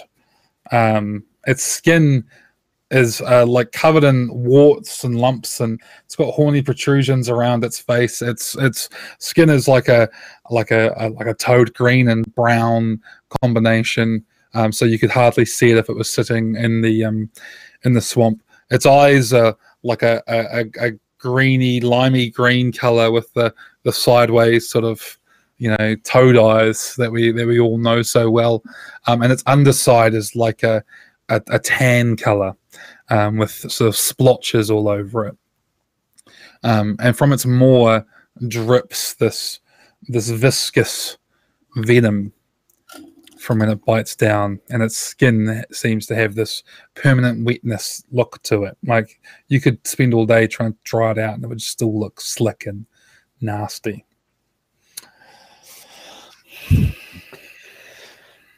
Well, I think back on the menu, we'll be boys. looks like you'll be lighting a fire tonight.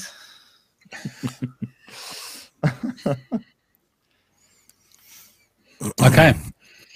You're so able lucky I missed with my arrow. You're able to save Vildsvin. He's easy to sort of get up and out of the water, and his paralysis wears off. And you drag this thing off. Now that you get a better look at it, I'll allow a straight cunning test again from Pentio to identify it. This ability will determine. Okay, he's not sure what kind of creature this is.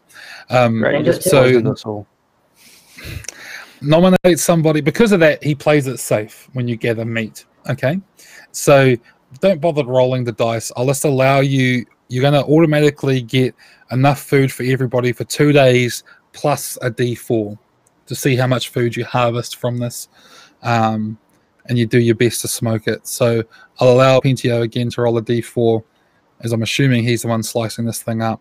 Okay, 4 days worth of food on top of whatever you already have. Yeah, it's a big toad, and you harvest a lot of it. You start cutting it up. You sort of smoke it all above. I'm assuming you're lighting a fire. Yeah. So you smoke it above the fire. You cook some of it directly. It's nasty meat. You're grossed out by the fact you're eating this thing. You basically leave all the meat up around its head and mouth just to be safe. It's mostly the back legs and its flanks that you're harvesting. But yeah, this big nasty frog is possibly your salvation in this situation. Now, night falls. Everyone rests. Can I please have a roll to see whether or not Pentio has nightmares? You don't have to roll twice because you're tired, so it doesn't make sense that you're rolling to see whether or not at a disadvantage to see if you sleep. And Siofin, roll me again just once a strength test. I'm not even going to bother. No, wait, yeah, I got it. Okay. Like a 1. Right, okay. It's fucking lucky. You just avoided some horrible shit. Right, so next day rolls around. Everyone's recovered. Hang on, another eruption reroll.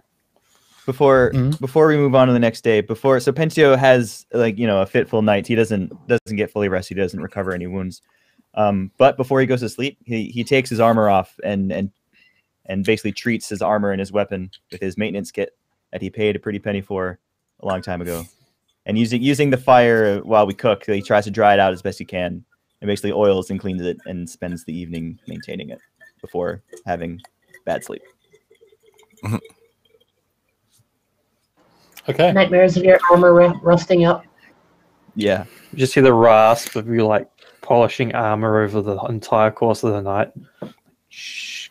Shh. The rest of you get a sleep though. You all recover one wound. The next day, Siofin is still having sort of fits and shakes, but she seems to be okay, and seems to be coming right. So this next day, what does everybody do? We try again. Yeah. Well, I'm going to change my dressings and try and reapply my what is it? The herbal cures that I have. Heal myself just a little now, everybody except for Pentio is no longer rolling twice and taking the worst because you had a sleep. Pentio, however, is still rolling twice and taking the worst. Well, because he's had a pretty bad fucking time. As is the custom. Yeah. So is that a success? I don't recommend Pentio leaving That then. is success. Okay. And you I recover feel 2 wounds. Cool. So yeah, you redress your wounds. Yeah. At this point now, I'm feeling pretty decent. A little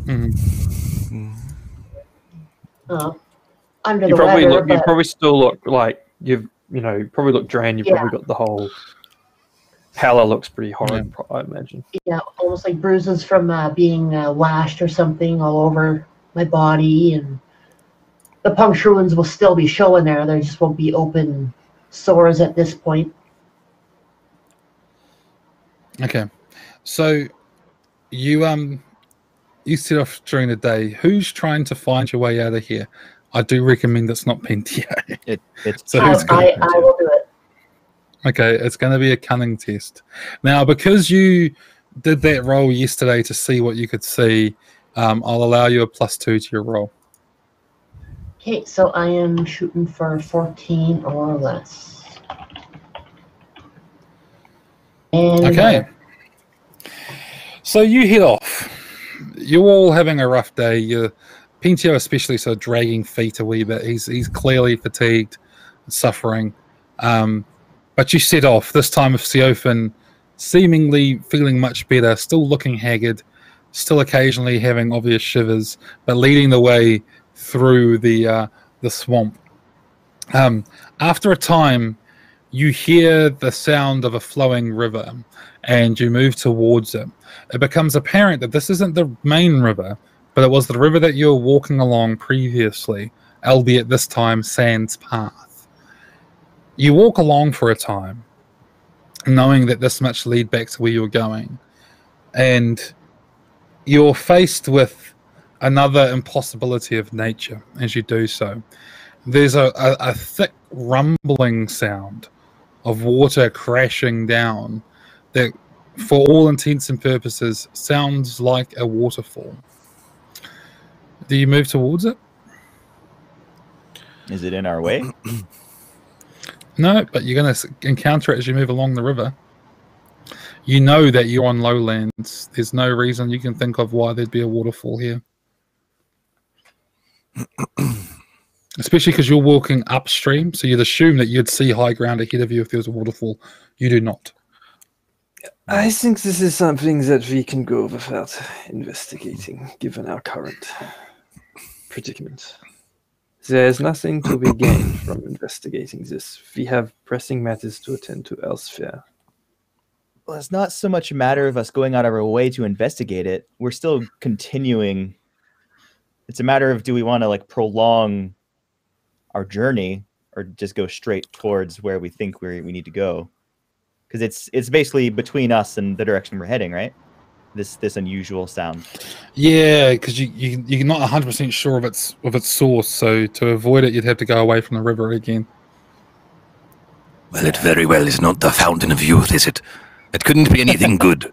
We should go around. Absolutely. There's no reason to meddle with such affairs. I don't trust it. hold on. Can we have Kaka go and scout?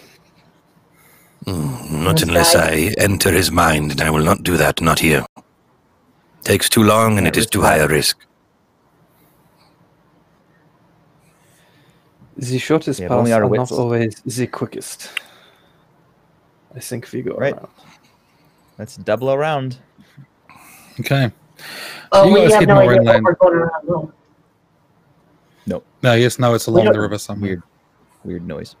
We can hear it, so we can go until the sound is behind us. Why don't we move a little bit closer until we can see what it is and then make a judgment at that point? Because I don't want to. This curiosity nearly got you killed last time, and here you are tempting fate again. I think No, you have not shiny learned from your things going on the lesson. ground almost got me killed last time. I see no shiny things yet. Imagine for me, Shulfin, one good thing. Tell me, verbalize it. One good thing it could be. Then maybe we will go. Swan.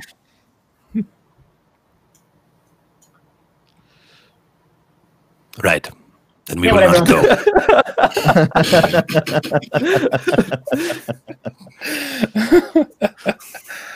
Okay, so you're gonna skirt around.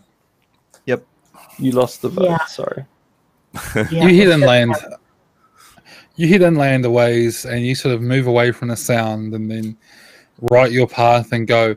You know you've lost some hours to this, as the terrain is not easy here.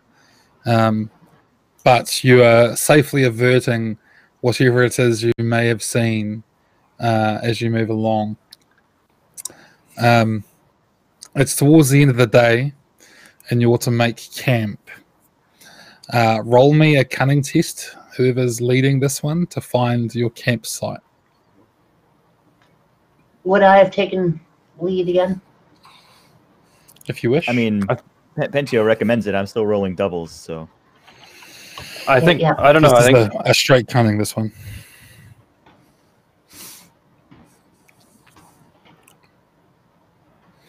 Yeah, you find a good patch of high ground. You're fairly confident this is a good campsite, and you go to set up. Now, here's the question. Do you do a witch's circle? Fuck no. No. I think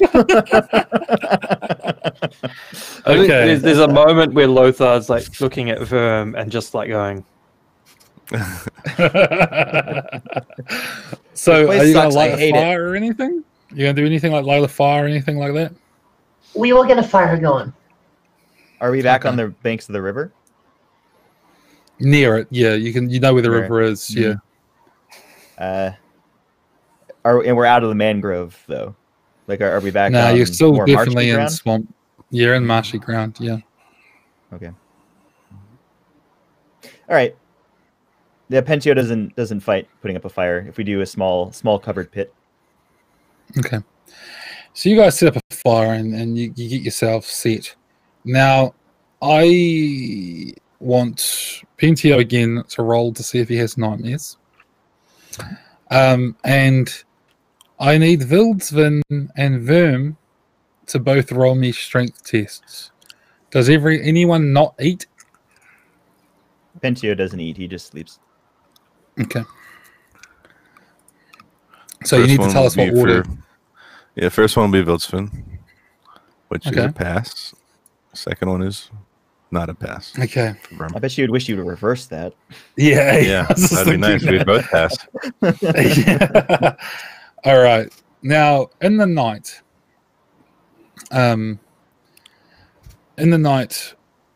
you sort of wake up in a cold sweat, Verm, and towards the morning, as you do, even though your regeneration means the bite mark is healed over, there's still scarring from it, and you sort of look in the light of the fire, and you can see that on your arm, where some of the teeth dug in, there is a black, sort of blackness to your veins, as some sort of sepsis or something is set in, and you have picked up an infection of sorts from rolling around in the muck of the swamp, having been bitten and chewed on.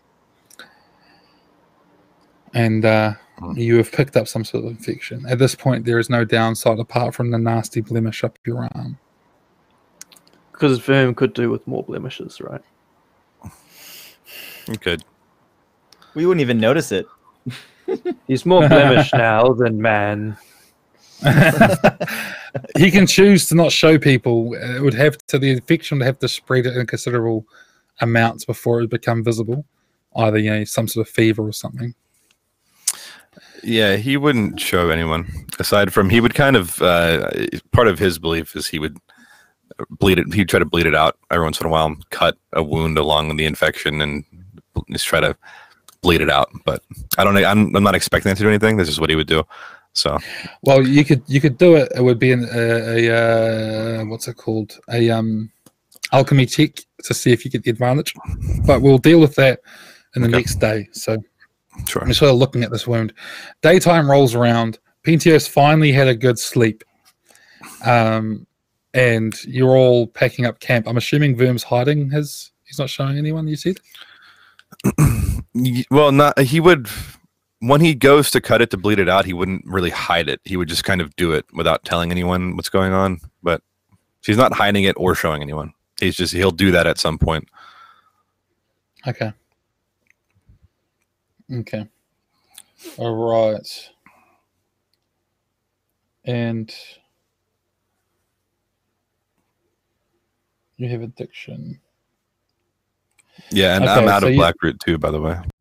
All tests for this day were at -5, and every day that goes without you getting your fix decreases your tests by another -1. Okay. Mm-hmm. So, yeah, you're starting to get. Yeah, you're starting to get you're getting withdrawals. You've got this infection up your arm. You've got this fresh blight mark on your neck. Verm's having a rough time. We're all having a rough time. Yeah, I'm doing okay. Oh shit, jinxed. Next day, who takes the lead this day? I guess Pentu will go back to leading. Okay. What's your plan here? Oh, easy. Okay. So you're just going to follow the river? Yeah. It seems like the most straightforward. Okay. Nothing else that really occurs to me. You move along the river for a ways, and quite early, actually, early in the morning, around about sort of 10, 11 a.m., or the equivalent of, you hear in the distance like a sighing. And at first you think it's the wind, but as you continue moving, you realize there's a distinctively human quality to it, or like sentient quality to it. The sighing is almost like when someone's sad, and at times you think you hear sobbing on the wind, and some sort of sense of misery begets you, and you realize that it's coming from further down the river.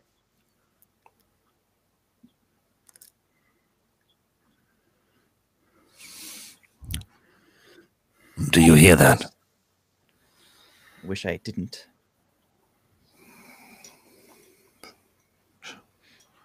What do you think that is? Is that an animal? Have you heard something like that before? It sounds human. He looks at Lothar and Chofin. This doesn't like ring any bells for Pentio or anything. Like just as you've described it, just human. The only thing you'd know of is that can mimic noises is some dragonflies are known to mimic human sounds, but generally they're just sort of like if you didn't know what words were and you were trying to recreate the sound of a human in distress. This doesn't really sound like distress to you. It could be some similar sort of mimicry.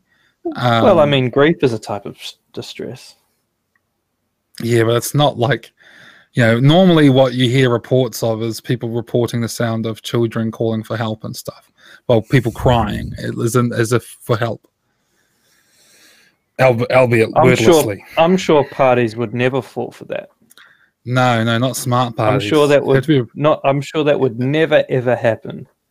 You'd have to be a pretty dumb party to fall for that one. You have to be a really stupid party. So, you're aware of that, but there's something about this which seems like this doesn't sound like it's a mimicry. It sounds like sighing or crying or sobbing. Mm-hmm. I can always try and take a closer look to see if we can spot anything.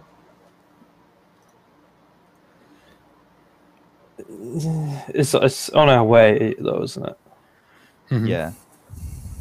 Yeah, if we keep on skirting these issues that we come across, we're going to get nowhere fast. We're running low on food again. Yeah. We got, what, like 3 days left? We can't keep on avoiding everything that we come across. We can try. Well, it's more a case of avoiding these things that we are not equipped to deal with. If this is people, then we're a little bit more equipped to deal with them. That is true. At this point... Sorry, I agree with you, Shofen. We should go. There is no time to toil around in the jungle any longer, in the mud and the filth. It is time for us to leave. Down the river it is. Okay, well, let me go take a look to see what I can find. Because it's either me or Lothar. We have the highest discreet, so least amount of chance of getting it. So you're more at home in the forest. Yeah. Than I am. But I could be like behind you a ways. Like if somebody needs to be there in case of backup, I would be that backup, I guess. Yeah. Okay, so yeah, I'm going to move forward. Okay. So you move forward, make your way sort of up the riverbank, and some sort of 100 meters or so downriver, you see something which stands out. You've been, apart from the wall, the standing stones, and the path, everything you've seen in the forest has had a distinctively natural shape to it, right? There's not many straight lines. There's not many sort of much order to the structures. Here, you see something at the distance which is clearly, human or cultural of origin. It appears to be a bridge crossing the river, made of what looks to be driftwood, perhaps. You're too far away to really tell, but it looks to be bleached wood, various different pieces nailed together into a structure resembling a narrow, almost like a rope bridge, but not like a one-person bridge that you could walk across the river. It raises up, goes across, and then comes back down on the other side, where you can see the ground over there appears to be a bit more firm and solid than where you currently are. The sound, from what you can tell, appears to be coming from this bridge or near it.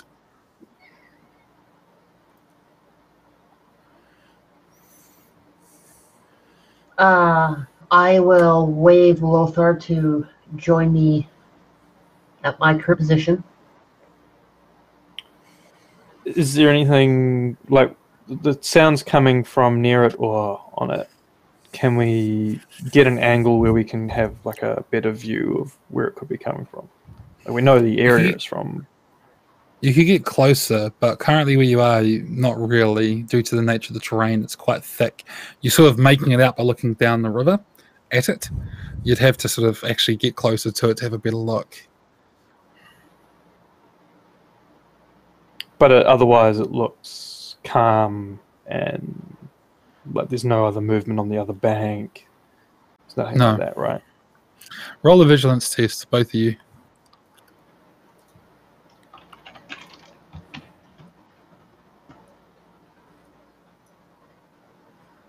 Fail. Lothar can't tell. Siofan is fairly confident that there is no one around or nothing around this bridge that you can see. Okay, I turn to Lothar and tell him that I think everything looks okay. Nothing's standing out as far as I can see or hear. I think we should go head back and grab the other two and make our way across the bridge. Well, I think there's still no reason not to be discreet. I think we get the others and we move up slowly. We see what's front. I don't think we need to blindlessly rush across. No, I agree. So we go back and fetch the others. There's a bridge across. The sound is coming from it, but we cannot see what. But otherwise, it looks... It may just be the logs rubbing against each other or whatever was used to lash them together is making noise. We can't see anything at this point.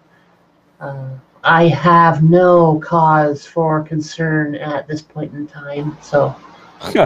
I still It's- have secrets for concern. That sounded awfully. There is noise coming from a bridge that we cannot ascertain what it is.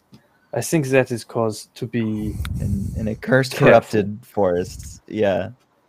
Always careful. As Always we careful. along, the changeling, who in it himself is a cause for concern for most people.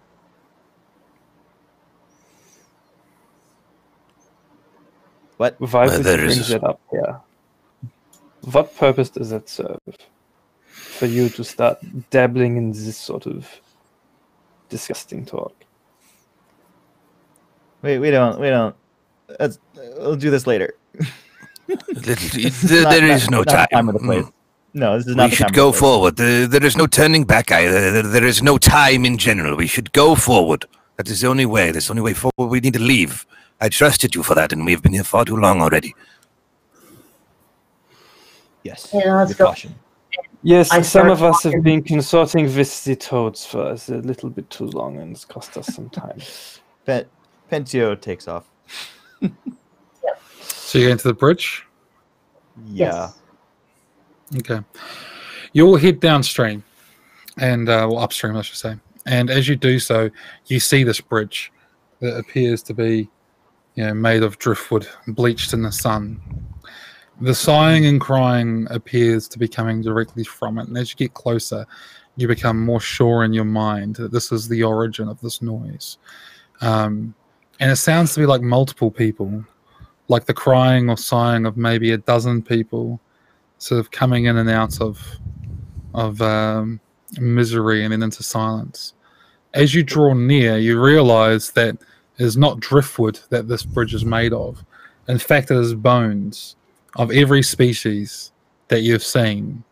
There's identifiable human bones, troll bones, ogre, goblin, elves, even some bones of species you've never seen before. You don't know where some of these things are coming from. But the bridge, creaking softly in the wind, sighs and cries as you draw near. So do you cross it? You Hell no! What? No! You asshole! No! Let's set it on fire and leave. You literally put a bridge in front of us and was like, Firm is there's some signs of withdrawal that have obviously begun. He's got some sweat behind his ears and along his brow, and he's increasingly impatient. He wants to leave. So he'll shove past people. No. And he'll walk toward the bridge. Try to restrain him. If he's making for the bridge, Pentio will try to grab him. As no, Vern passes we by- can let him go, and we can just watch from a distance if he wants to. No, this is another Chauffin situation. This is not. Yeah, We've but been I here will not before. say We it is have to fun. learn from our mistakes. It's his mistake to make. I'm happy with him trying this, and we'll just watch from a distance. We will not come to save him if he gets into trouble. It is fine. I turn back to Consider Lothar Verm. and see them balking at the idea of crossing us and say, if we stay on this side of the river, the next bones that add to this might be ours. So I follow Verm. Oh my god. These, Does anyone stop Seofin? I'm busy No. trying to stop Verm. Is Verm Let allowing us himself save to be stopped? Surfing once. As Pentio, I guess, grabs his forearm, maybe Verm will swing around and slap at his arm. Pentio, you try my patience again and again. You say you will lead me out of here, and you haven't. And that bridge will take us where we need to be, and you want to turn me around. Then where do we go? From here, where? We keep stay, going. make a camp. Go where? I've grown tired Going of your across the direction. river. What is the Across next the river. opportunity? To swim. I'd What was that, rather sorry, swim than cross this bridge. Will you leave your armor on this side, your precious armor? You leave it here, strip yourself bare and swim. Fine, then let's go. We'll swim. I don't care what we do. You lead me. What Cannot is lead Chauffin someone doing? who does not want to be led. Do we have any rope with us? Oh yeah, Yeah, you got it right. we've Okay, all got so- rope in our adventure kit. I will tell them that Verm and I are still crossing the river. When we get over, I don't like that smirk on your face. You're planning When you get for over? White might not come if you get over. Let's phrase it that way. When we get over to the other side, we will toss the rope over to you, and we will help guide you through the river. We'll see what happens. Is the river narrow enough for us to do that? Kind of It'd be a wait bit of a throw. Yeah, it'd be a bit of a throw. It wouldn't be a guaranteed thing. Oh, what if I tie it to an arrow and shoot it? Yeah, it could work potentially. Arrows, Good they don't have much weight behind them, but you could give it a go. Yeah. What bow have you got? It would sort of depend on how. Like if it's a short bow, probably not. If it's a long bow, maybe. I got a longbow. I think I got 1d10 damage. Or no, that would be modified from my archer. Should have a long bow. Just because it's more like the weight that you apply, like that the bow is having to fling, right? Like how strong the pull is. Yeah. But anyway.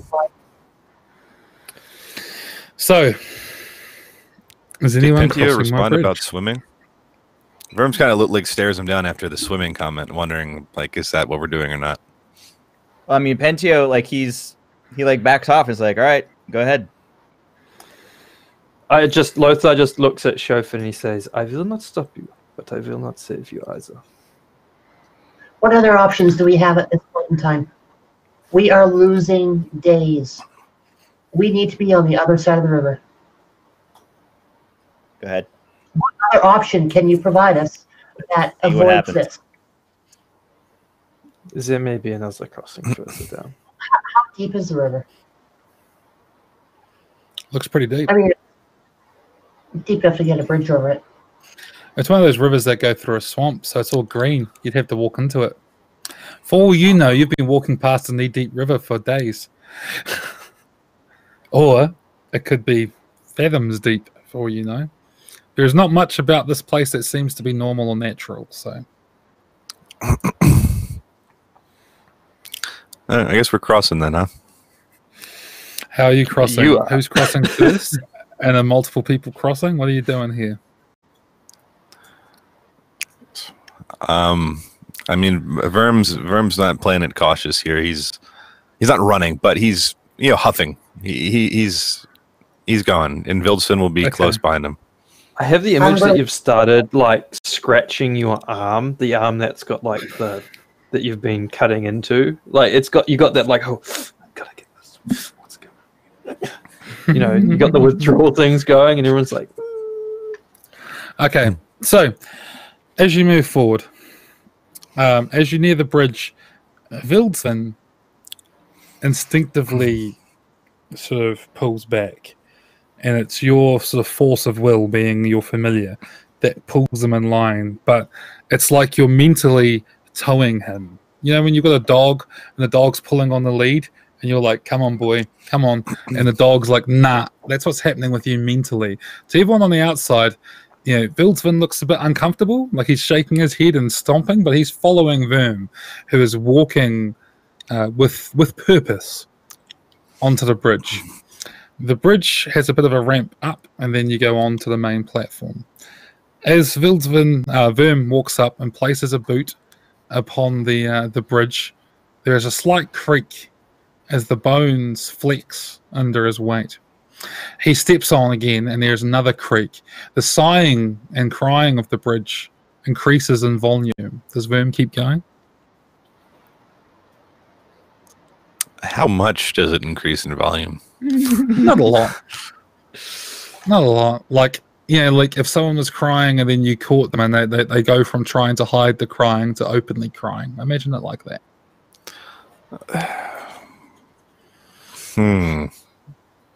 Yeah, we keep creepy. going.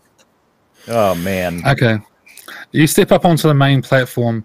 Below you, some of the bones, some of the smaller ones, they look like they could be the ribs of a child or maybe a goblin. They flex, whilst the stronger ones, perhaps the femur of a troll, they do not. To help steady yourself on this quite narrow bridge, you occasionally place a hand upon the bones that make the handrail. And as you start to make your way over, maybe the 20 feet or so of river, you feel the bridge sort of, if you've ever walked on a bridge that crosses a cavern, there's a bit of give. So as you do, there's a spring going on this bridge. Each step, there's occasionally a cracking sound or a crunching sound or the sound of bone grinding on bone, and the sighing and sobbing continues. You're about halfway. Do you continue? Well, there's no point in turning back if we're halfway. Let's go. Same distance. Forward and back is now equidistant. The crying continues to slowly increase in volume as you make your way across. Behind you, the skitterish sounds of Wildvin's little hooves scratching on the bone as you sort of make your way across. And you start to reach the other side as the crying increases even more in volume. And then you step off and your feet are on terra firma and you've crossed the bridge. That wasn't so bad. He turns and just looks across to everyone on the other side. Yeah. He's like, whoo!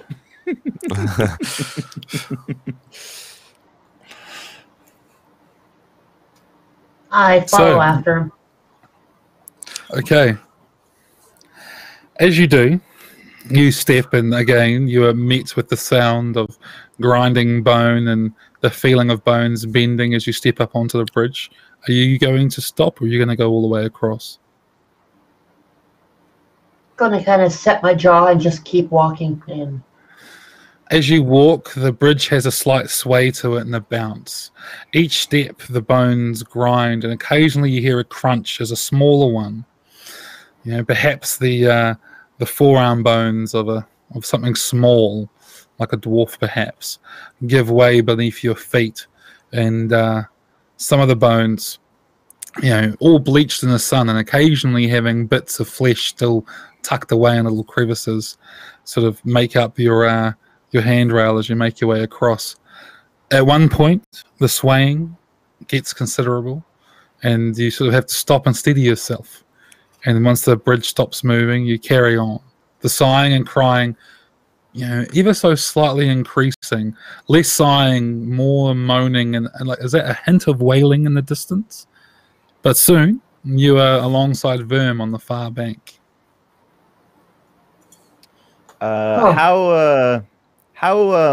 What's the flow of the river like? Is it pretty still, calm, or strong? How's that? Tell me about that. It's not like rapids, right? But you can see there's definitely a movement to it. It's definitely like one of those ones where you look at it and it almost looks still, but you can tell it's got a bit of movement to it. Yeah. Yeah. All right, Lothar. So there's 3 things as far as I can see. We can walk across the bridge. They've made it unmolested, but I don't want to walk across that bridge. We can continue on this way without them, thus splitting everyone and dooming us all, perhaps. Or, so he produces his rope, and he has something extra, his little grappling hook, and his short bow, and he's like, I shoot this across. One of them ties it to a tree. We tie it to a tree, something over here. I disarm, secure everything to my bag. We sort of create a sort of simple pulley system, and we pull ourselves across the water. Well, I think the rope is a good idea. I think Shofin can fire, as we discussed earlier, one over, and we can have the 2, and we just shimmy along. Yeah. I think that's what we try. I do not want to tempt the bridge.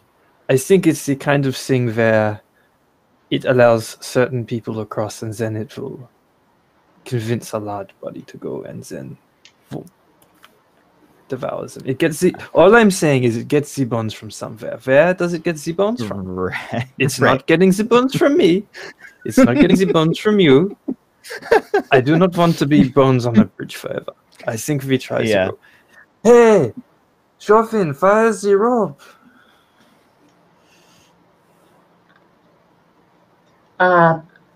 Sure. And then Pentio will do a similar thing so that we have 2 ropes. So we can do the whole low rope, high rope. Boom, boom, boom, boom, boom. you know. So you're not going to walk on the bridge. You're going to do the double rope thing. Yeah. No. Who's tying the rope? Well, I'll tie the rope on my side. Okay. Who's tying the rope on the other side? What's your cunning at? You're way more cunning. Oh no, you might Sorry? be the same because he has alchemy. He has 11. I got 12. You're muted, Yog. Yeah, I have 11, but I wouldn't tie it anyway. I scoff at their cowardice. You're deep in withdrawal. You're deep into the withdrawals. Eat a Snickers. You turn into a monster. Pulling them across the river will be one thing, depending on the currents. But I don't know if our ropes will be able to handle holding their You're welcome weight to try. like that. It's a cunning test to tie it to see if you successfully do it.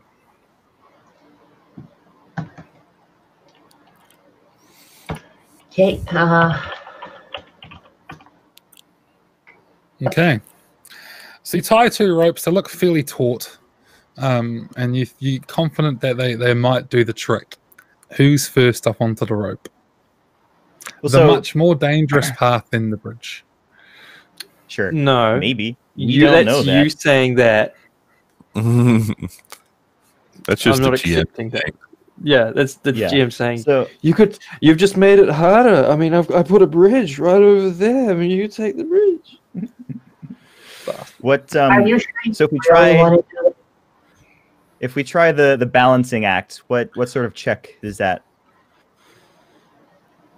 At some point along the trip, about halfway, you'll be called upon to make a quick test. There'll be no negative modifiers as a result of your 2 successful cunnings. Yeah. All right. So 50-50, baby. Yeah. Looking at Lothar, he's like, you can use the lower rope and just pull yourself along the water. But Pentio is going to try to bounce across. He'll go first. Okay. Pentio, with his beast law, would know there's a good chance that in the water there's possibly things living in there. You may Yeah, not right. He wish to doesn't risk. tell Lothar that. There's nothing we can do about it. So he's like, no point in worrying him. Just like, good luck. Pentio makes his way across and is soon joined to the others on the other side of the bridge. The sighing seems to rise in volume, and as the sighing rises, so does the wind, and the ropes seem to move in the wind. Not the bridge at all. It's the bank, the embankment. What does Lothar do? Looks at the bridge. Looks at the road. Looks at the bridge. Looks at the rope. Looks at the river.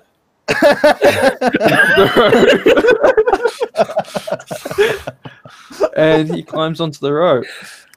Now, Okay. that's what Lothar would do. I wouldn't, because I play Lothar and I know what I'm going to roll here. But Lothar will do it. So Lothar gets up, he holds onto the top rope, gets his feet up on the bottom rope, has that moment where he has to get his balance, and then slowly starts to shimmy his way across. And carries on shimmying, and then soon reaches the opposite bank with the others. That was fun. Let's go. I think that was Okay. fine. There's no need for the bridge at all, see? 3 hours later. Well, I was 3 worried about the hours weight later. of my armor and the bone. So I was worried about the fact that the bones had to come from somewhere. Yeah. And they're crying. Technically, the wood are bones of trees, so whether it's a wooden bridge or a bone bridge, you're still walking on bones. It's more trees are more like flesh than they are bones. Let's go find a flesh bridge next time. Yeah, There's a seething mass of flesh. So they're on. Yeah. you carry on, and you notice that this side of the river is much drier. It's still a bit swampy, but very quickly you find the ground is elevating and you're up and out of the thickness of the wetlands and the marshes, and back on your way. The day carries on for some time, and you find that the going gets better. And if those of you who successfully passed the vigilance test notice that the stench of meerkat, which has followed you for so long that you almost have this grown accustomed to it being what it is gone, as is the taste of metal in your mouth, as you start to feel a little less harried for the first time in some time. You find a suitable camping ground and you make camp. What do you do? Does the terrain feel, because we've been in it for so long, does that feeling seem like it's related to the corruption of the terrain? Could be. Nice. That shrug. I love seeing that shrug. Could be anything. But Pentio doesn't notice any difference. So as far as he's concerned, he's like, oh, can't use magic ever again. I'm okay with that. And starts digging a little pit for a fire in his armor ritual. I feel like you've got like a card on your body that just says, "Do not, if found dead, do not resuscitate with magic." You know.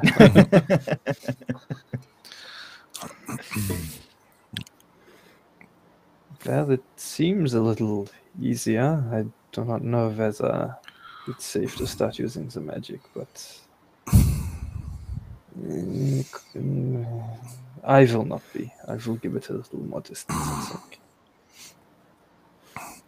Verm's eyes up until now have been just scanning along the ground in the dirt as they've been moving along. They haven't looked ahead of him or up or anywhere else. And then he mutters in response to, there will be no magic. Not for me, not until I've had my medicine. I can't focus. You need to help me, look, Lothar. There is no time. Okay. Lothar doesn't have alchemy, so he's not going to be much good to you.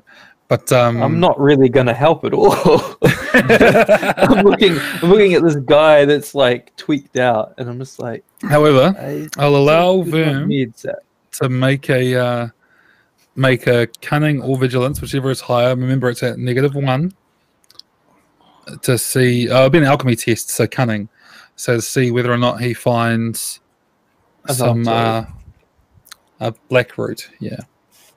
And if he tells Pentio about it, Pentio will help, I suppose. Yeah, I've got bushcrafting that should be able to aid him somehow. Did you? So. And I would be willing to help with this. Well, you'd see him kind of rummaging around, rather clearly distressed, distraught, and he would be talking about. He'd be going on like, "Where is it? I need to find some. Lothar, if you're not going to help to do something, you're useless. You just stand there with your smug face. Change into something else. That one doesn't suit you. Ugly. It's ugly. I don't like it." And he'd turn toward the rest of them and see what Shofin's doing. Are you not? You do not know how to forage, Shofin. Just stand there. Are you broken? Are you going to heal your wounds? And Pentio, you're done crying. Bad dreams. Can't sleep. Stay awake and help me. Come. It'll be more fun.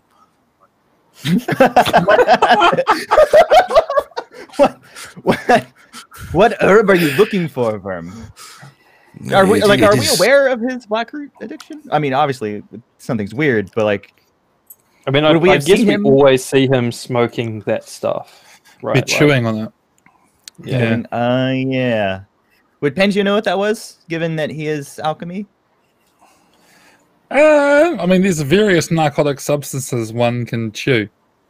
I mean, you could literally ask, "What do you need help finding?" and then he'll tell you, and then you'd know. Well, I mean, that's what Pentio says. Like, what are you looking for? What herb are you looking for? It is known commonly as blackroot. You would know what that is. You know, that's Yeah. basically opium. Oh, He's cool. yeah. This is Awesome. that moment where all of Verm's outbursts just suddenly come across as sad. More sad. Pentio will I mean, I spend guess some time we then. all know what opium is, right? Like, if it's Yeah. if Well, no, it's the equivalent of. It's like what opium is in our world. It's not. yeah, you know, I'm You know saying what I mean? like everybody knows in our world, everyone knows what opium is. Like, if you just say, "Oh, Yeah. opium," like, well, that's a drug. You probably it's narcotic. heard of Black Root. You know it's something which particularly barbarians are known to lose their minds on. I just Yeah, like how definitely. over the course of this adventure, like Lothar's opinion of Verm went, "Whoop, it's getting better." And And Pentio just feels bad for him, so he'll try and he'll help and search for the root. Okay, that'll be an alchemy Knowing that's test. what it was for. That is a success. Yes. Roll a d4. Oops. And Three. full Okay. patch of it. You find 3 days worth. So you basically find a plant that's got a big, thick root structure, and you pull it out.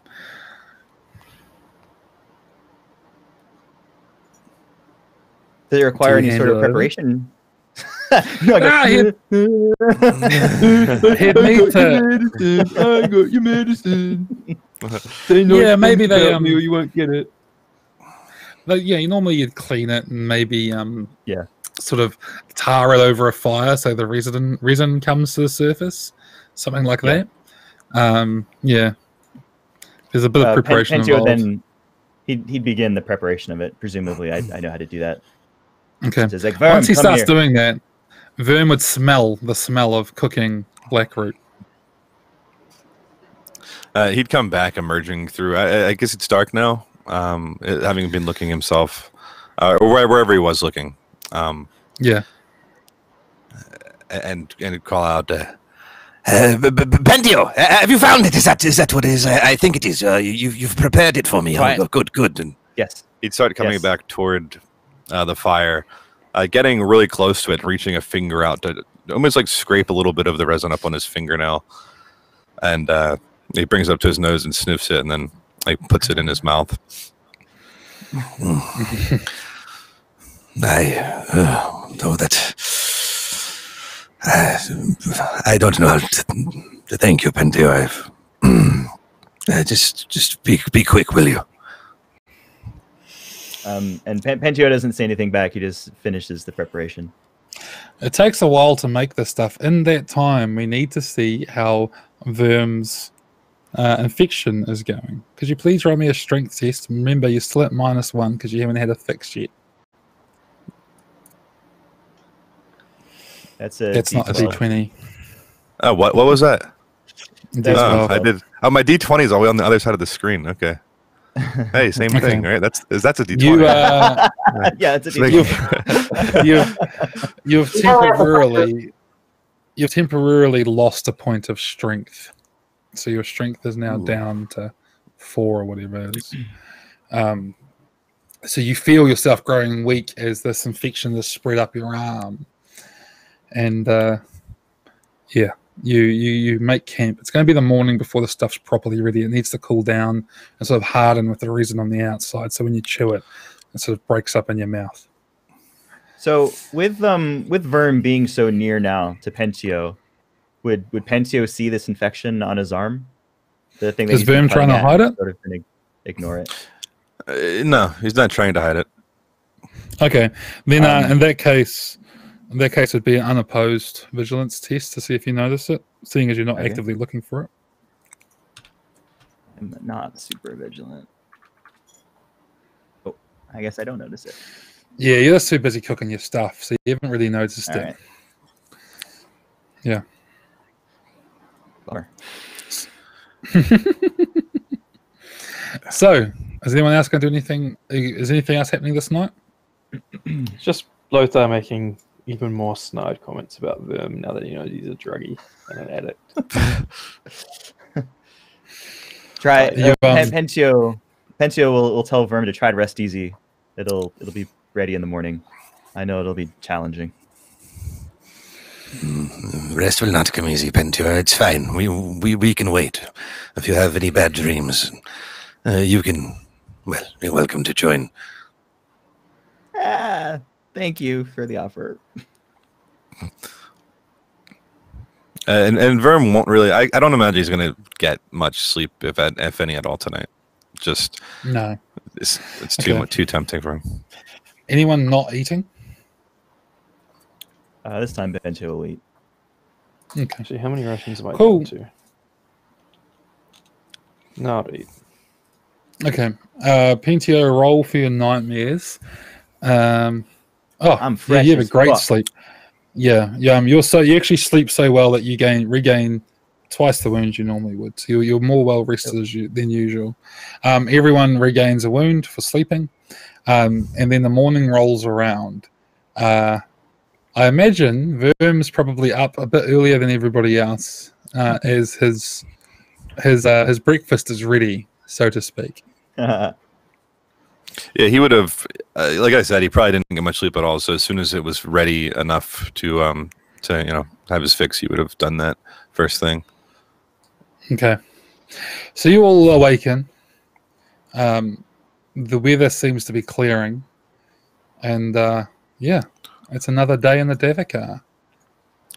You're beyond the river at this point, so what direction are you heading? You want to keep going to the big river north? That's where town is. Okay. yeah, it's north of town, right? Yeah. Right. So you who's leading? So roll me. I'm assuming it's Pentio. Roll me your usual. Gain.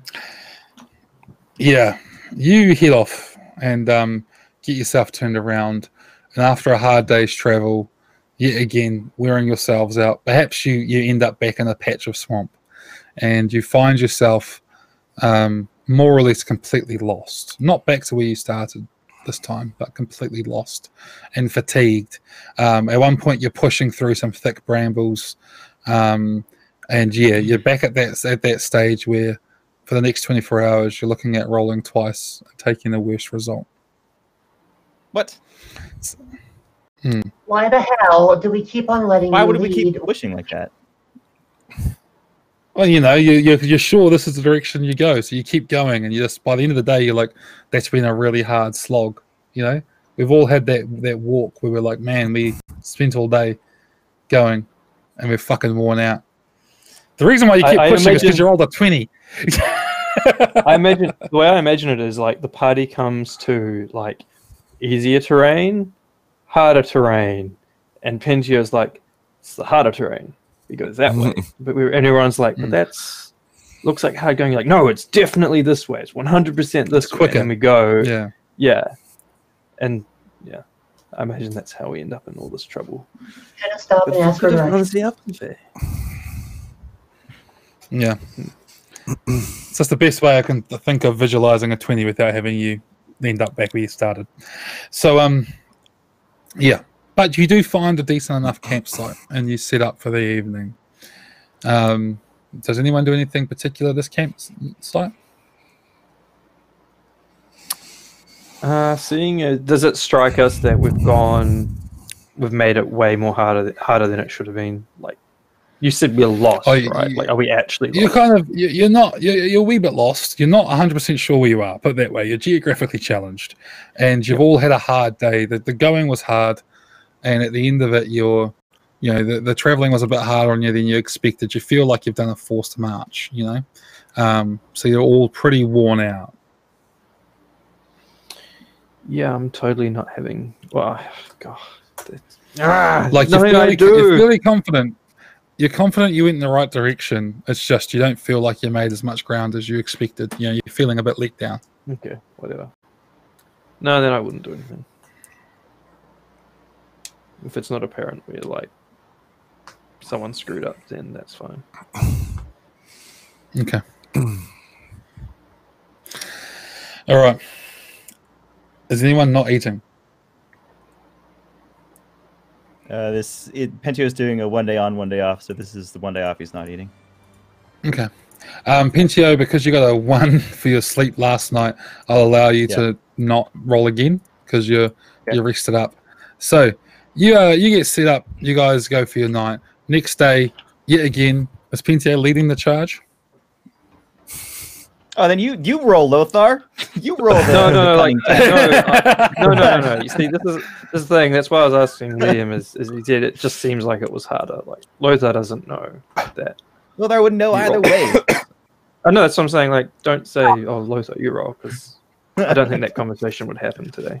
Maybe tomorrow if you roll another 20. Are we doing the roll twice? What? Would Pentio have had a rough sleep? No, not last night. But are we rolling a disadvantage again? Yeah. Then it really doesn't matter who does it. I offer to take the lead for the day.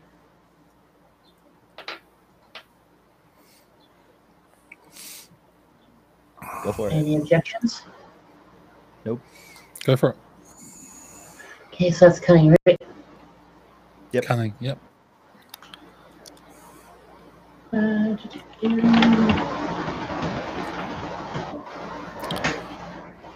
Hey, killed it.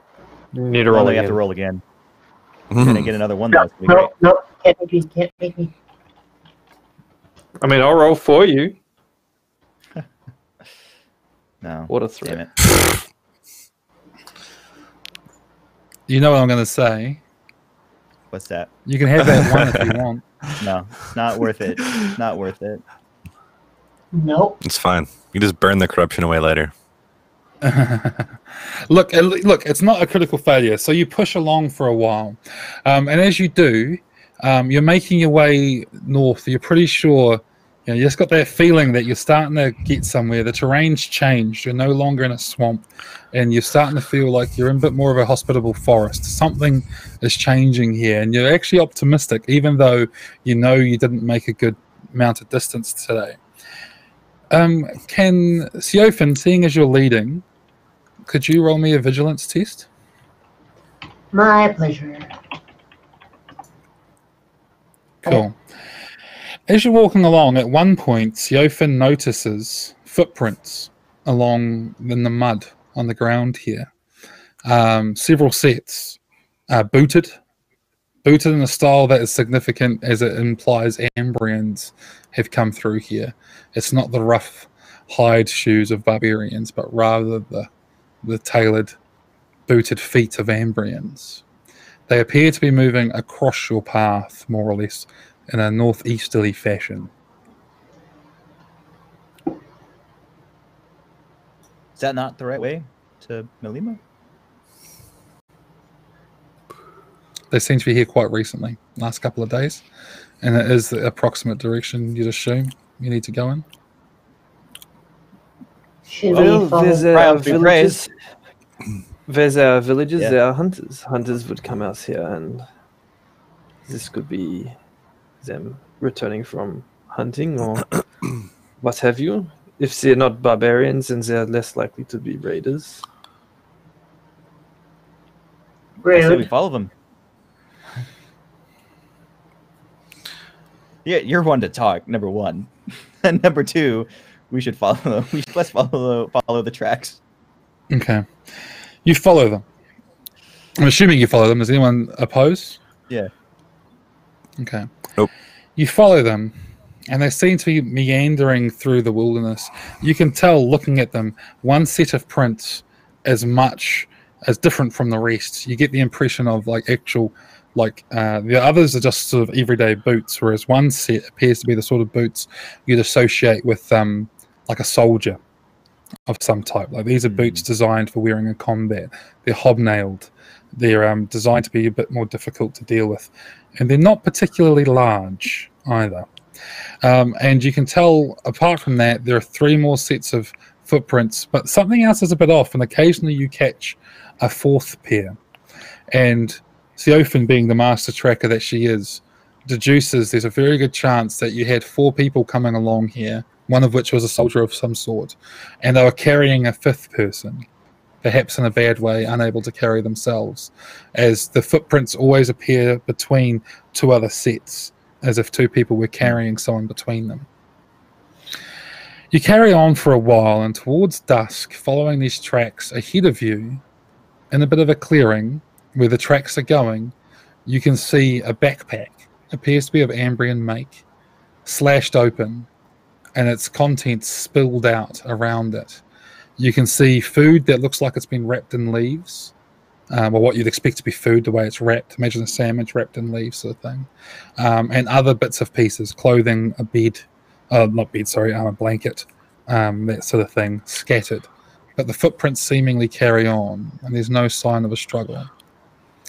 This package is 5 or so meters ahead of you in the clearing. Troubling.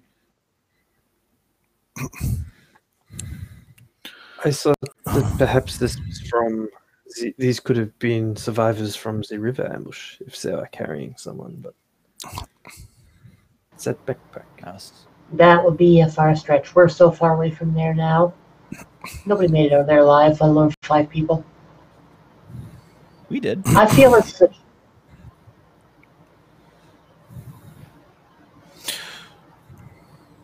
I feel this is a trap. Well, what do your eyes see? I don't know. What do my eyes see? What are you looking for? The backpack itself. Does it look like it's a clean cut, or is it ragged? Like it. I mean, yeah. The cut is more to the actual strap, right? Like it looks like it's given away, and one of the straps is sort of cut loose. It looks like it could be ragged. You're too far. You have to get close to have a good look, right? And the top of it's just sort of come open. The buckle that was holding it looks like it may have broken away, or the bit of leather going through the buckle may have ripped. It's hard to tell. It looks messy as fuck. Like it looks like someone's worn it through some hard times. Yeah.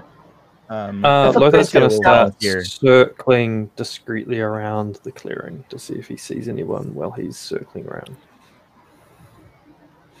Okay. Pentio volunteers to investigate closer. Yeah. What kind of trap is it? A torn backpack. It's not a golden statue. It's clearly some kind of mistake. Why are we wasting time? Okay, so are we in like an actual clearing? It's a wee bit of a clearing, not much like a glade. Like think sort of 20, 30 meters across. Okay, I'm going to draw my bow and see if I can see anything on the tree line. Because nobody leaves a bag like this, even if the strap breaks, when there's food and there's bedroll and there's no bodies or blood around here. This was put there deliberately. We're going to get close to it. We're going to stop. We're going to look at it, and we're going to get hit by arrows. Pentio will put up his shield and begin approaching the. Well, I'm already off circling. Yeah, so he's circling around. He's circling. Pentio is approaching. And what's Verm doing? Being an impatient ass as usual. Following behind Pentio. Following behind Pentio. Okay. Yep. Who has the worst discreet of Pentio or Verm or Vildsvin if he's Pentio. following with you? Oh no, sorry, Pentio. Sorry, I was thinking Lothar. Lothar, roll your discreet. 11. Right. Obviously, it's being modified. Okay, that's quite good. Taking the lowest, or no, it's just the one. we're not. You've had a doing good that. It's another sleep day. since then. Yeah, I forgot what day we're on. Okay, you did pretty good. You did pretty good at sneaking around. Could I please have a vigilant test from Siofin?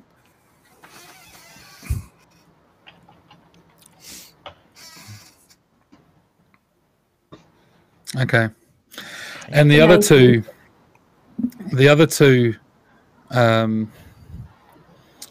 move off into the clearing towards the backpack. Behind you, as you move up, you can see this backpack. The straps appear to have been broken on it. It looks as if some force was applied to it and was pulled away. And as you do, you sort of get the impression that there are more footprints. Now, what happens next happens simultaneously, so don't say what you're doing. This is just what's going on. So you guys move out and have a look at that. And you can see that looks like something had pulled on the backpack. And you look around and notice the footprints here. There's a bit of commotion. And it looks as if there are more sets of footprints, this time different. Lothar, sneaking around, gets to the other side of the clearing and looks to where the track would continue and sees that in this where the track is, there's many, many footprints at this point. And then all of you hear a whistle from behind you. And you look and see Siofin held with a hand over her throat. Holding her is a large barbarian. He wears a wolf skin, and atop his head, the wolf's head sort of comes down. He's covered in woad under his eyes and down his cheeks, and what looks like it could be blood or perhaps red paint coming down his jaw and along his long blonde beard. He has a rather savage-looking knife held against Theophan's ribs. And as he smiles at you all, you see teeth that appear to be ground to points as he smiles, almost like a reptilian fashion towards you all. The barbarians amongst you, being from Odava and Karahar, notice the distinctive sign of a Vachvod, sort of skinwalker, they call them, as they always wear these skins. And as he sort of savagely pulls back on Theophan's jaw and pushes his blade, menacingly towards her ribs, he says, Well. Please, come into my parlor. And he smiles. And that is where we're going to finish today's session. I cast bite.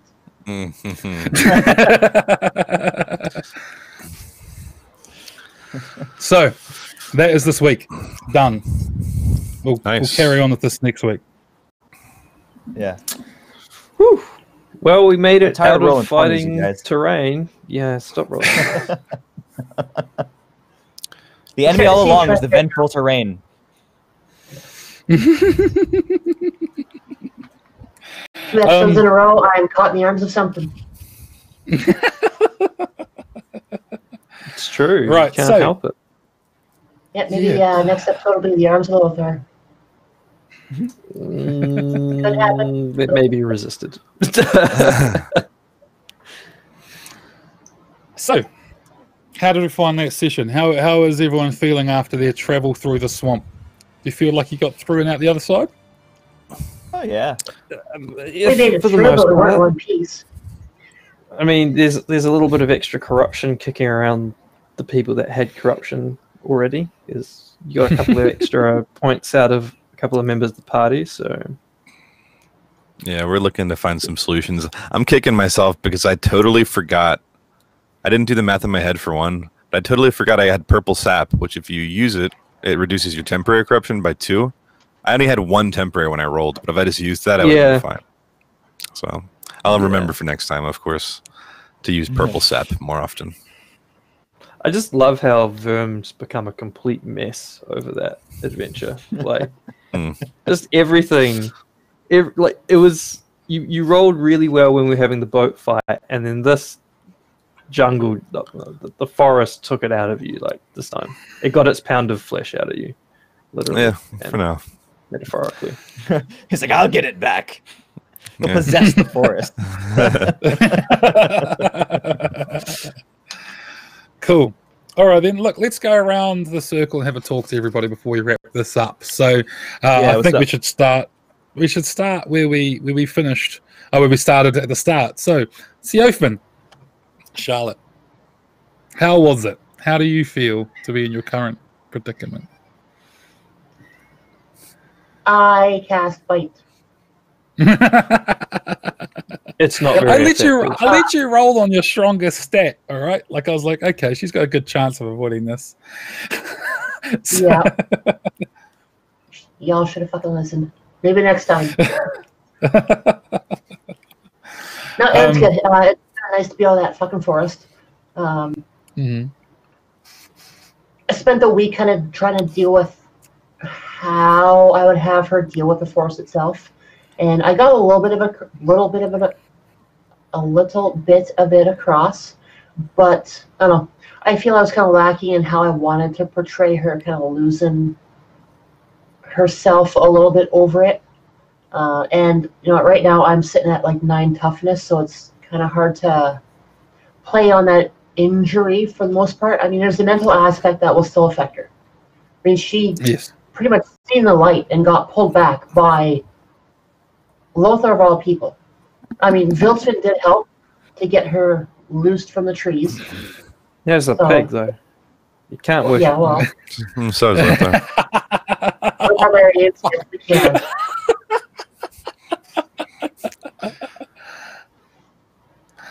Cool. No, there's still room, mate. I think there's some good character development this session. I really liked it.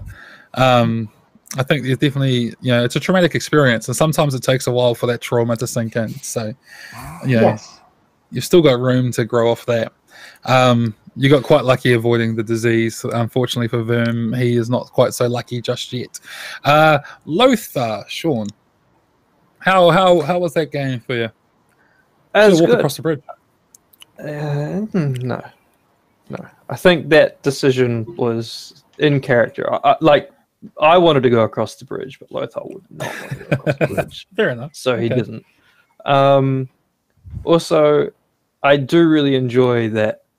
Literally last session, Lothar and Verm were sort of getting along and we actually have a similar outlook on certain things. This isn't so bad. And then now it's like, oh, you're blight marked and corrupted and you're an addict, drug addict. You're like everything that I've been led to believe barbarian witches are is what you are. He's a priest.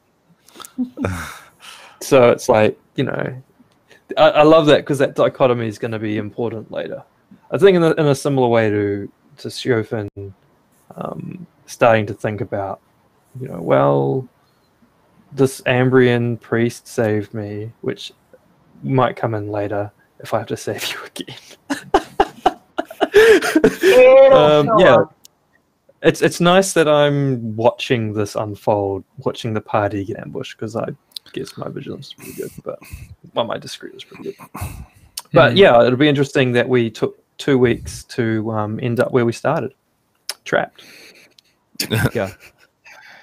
It's not so bad this time, though. But it's a challenge. I'll get another critical.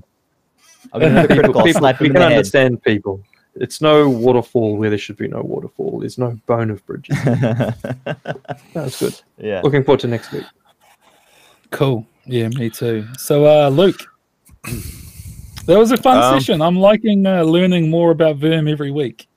Verm is a very intriguing character. Yeah. Yeah, I mean, he had a rough one this time. I don't know if it's worse to be slave to a toad or to this barbarian. I don't know who's worse off in this than being captured. But I got through it. So Jofin hasn't, not yet. So we'll see what happens. I'm interested. I'm kicking myself about not using the purple sap, but I'm gonna have to learn that corruption removing ritual and toss some of the corruption over to old Vildsvin. I mean, that's just gotta happen. So that's coming up soon. Your poor boy, man. It's just long suffering of Vildsvin. Poor choice of masters, honestly. He never had a choice. And lastly, Ryan. Yeah, that was pretty good. I'm real sick and tired of rolling 20s on my guide rolls. I'm real sick of it. I wouldn't normally have you rolling so much for navigation, but there had to be like a risk reward factor for this, for survival element. So, and unfortunately, the risks outweighed the rewards often this session. So yeah, but no, that was good. Even rewards, even with the 20s. Yeah, what reward? We're not dead. Our reward is not being dead. You got to eat the frog. Yeah, we got. I gave you a bridge.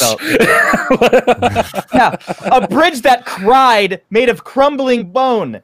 At the worst, it could have been you know, oh, the fourth person who walks across it collapses. I don't want to risk that. It was fine. No, thank you. But now we'll never know. Now we'll never know. And I'm fine with that. I'm totally okay that was with a really good session. that was a really good session. I actually think Charlotte did a really good job of demonstrating. Like, Chauvin is clearly unhinged.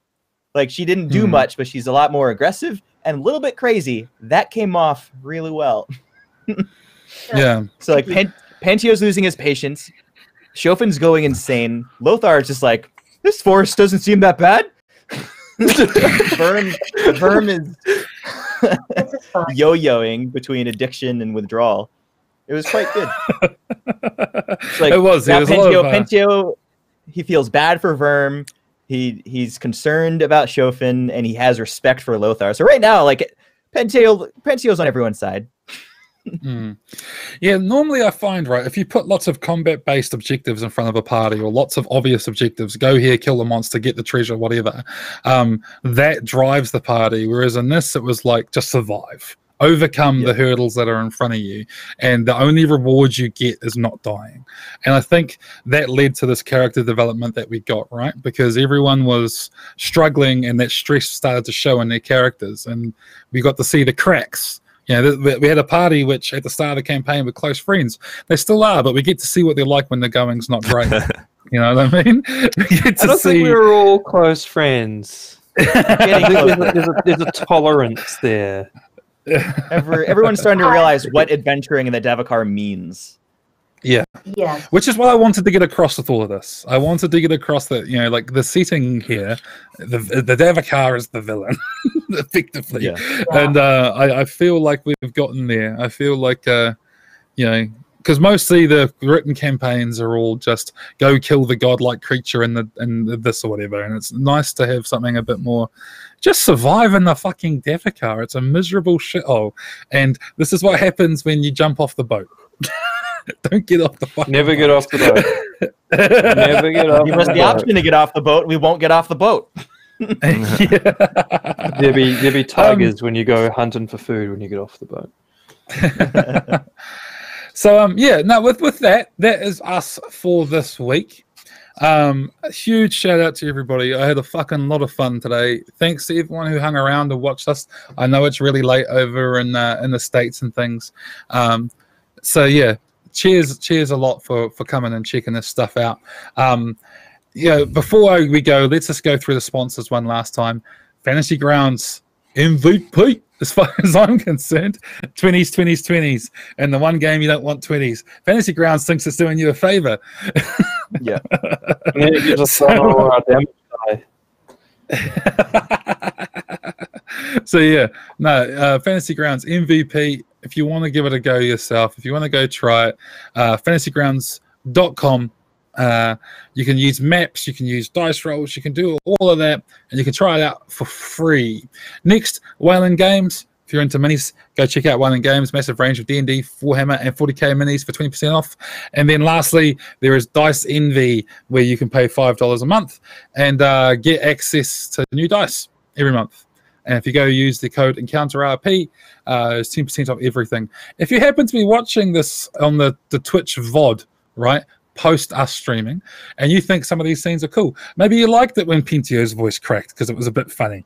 You know? Maybe you liked it when I laughed at Verm and snorted and no one seemed to notice. Go back and clip that, because we want to get these clips. Polite. It's called being polite. Something that you need a little, you know. Yeah, okay. So go and check that out and get some clips and stuff going. Otherwise, come track us down on Twitch.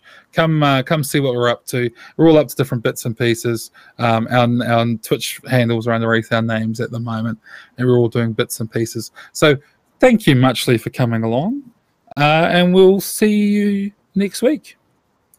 See you. All right.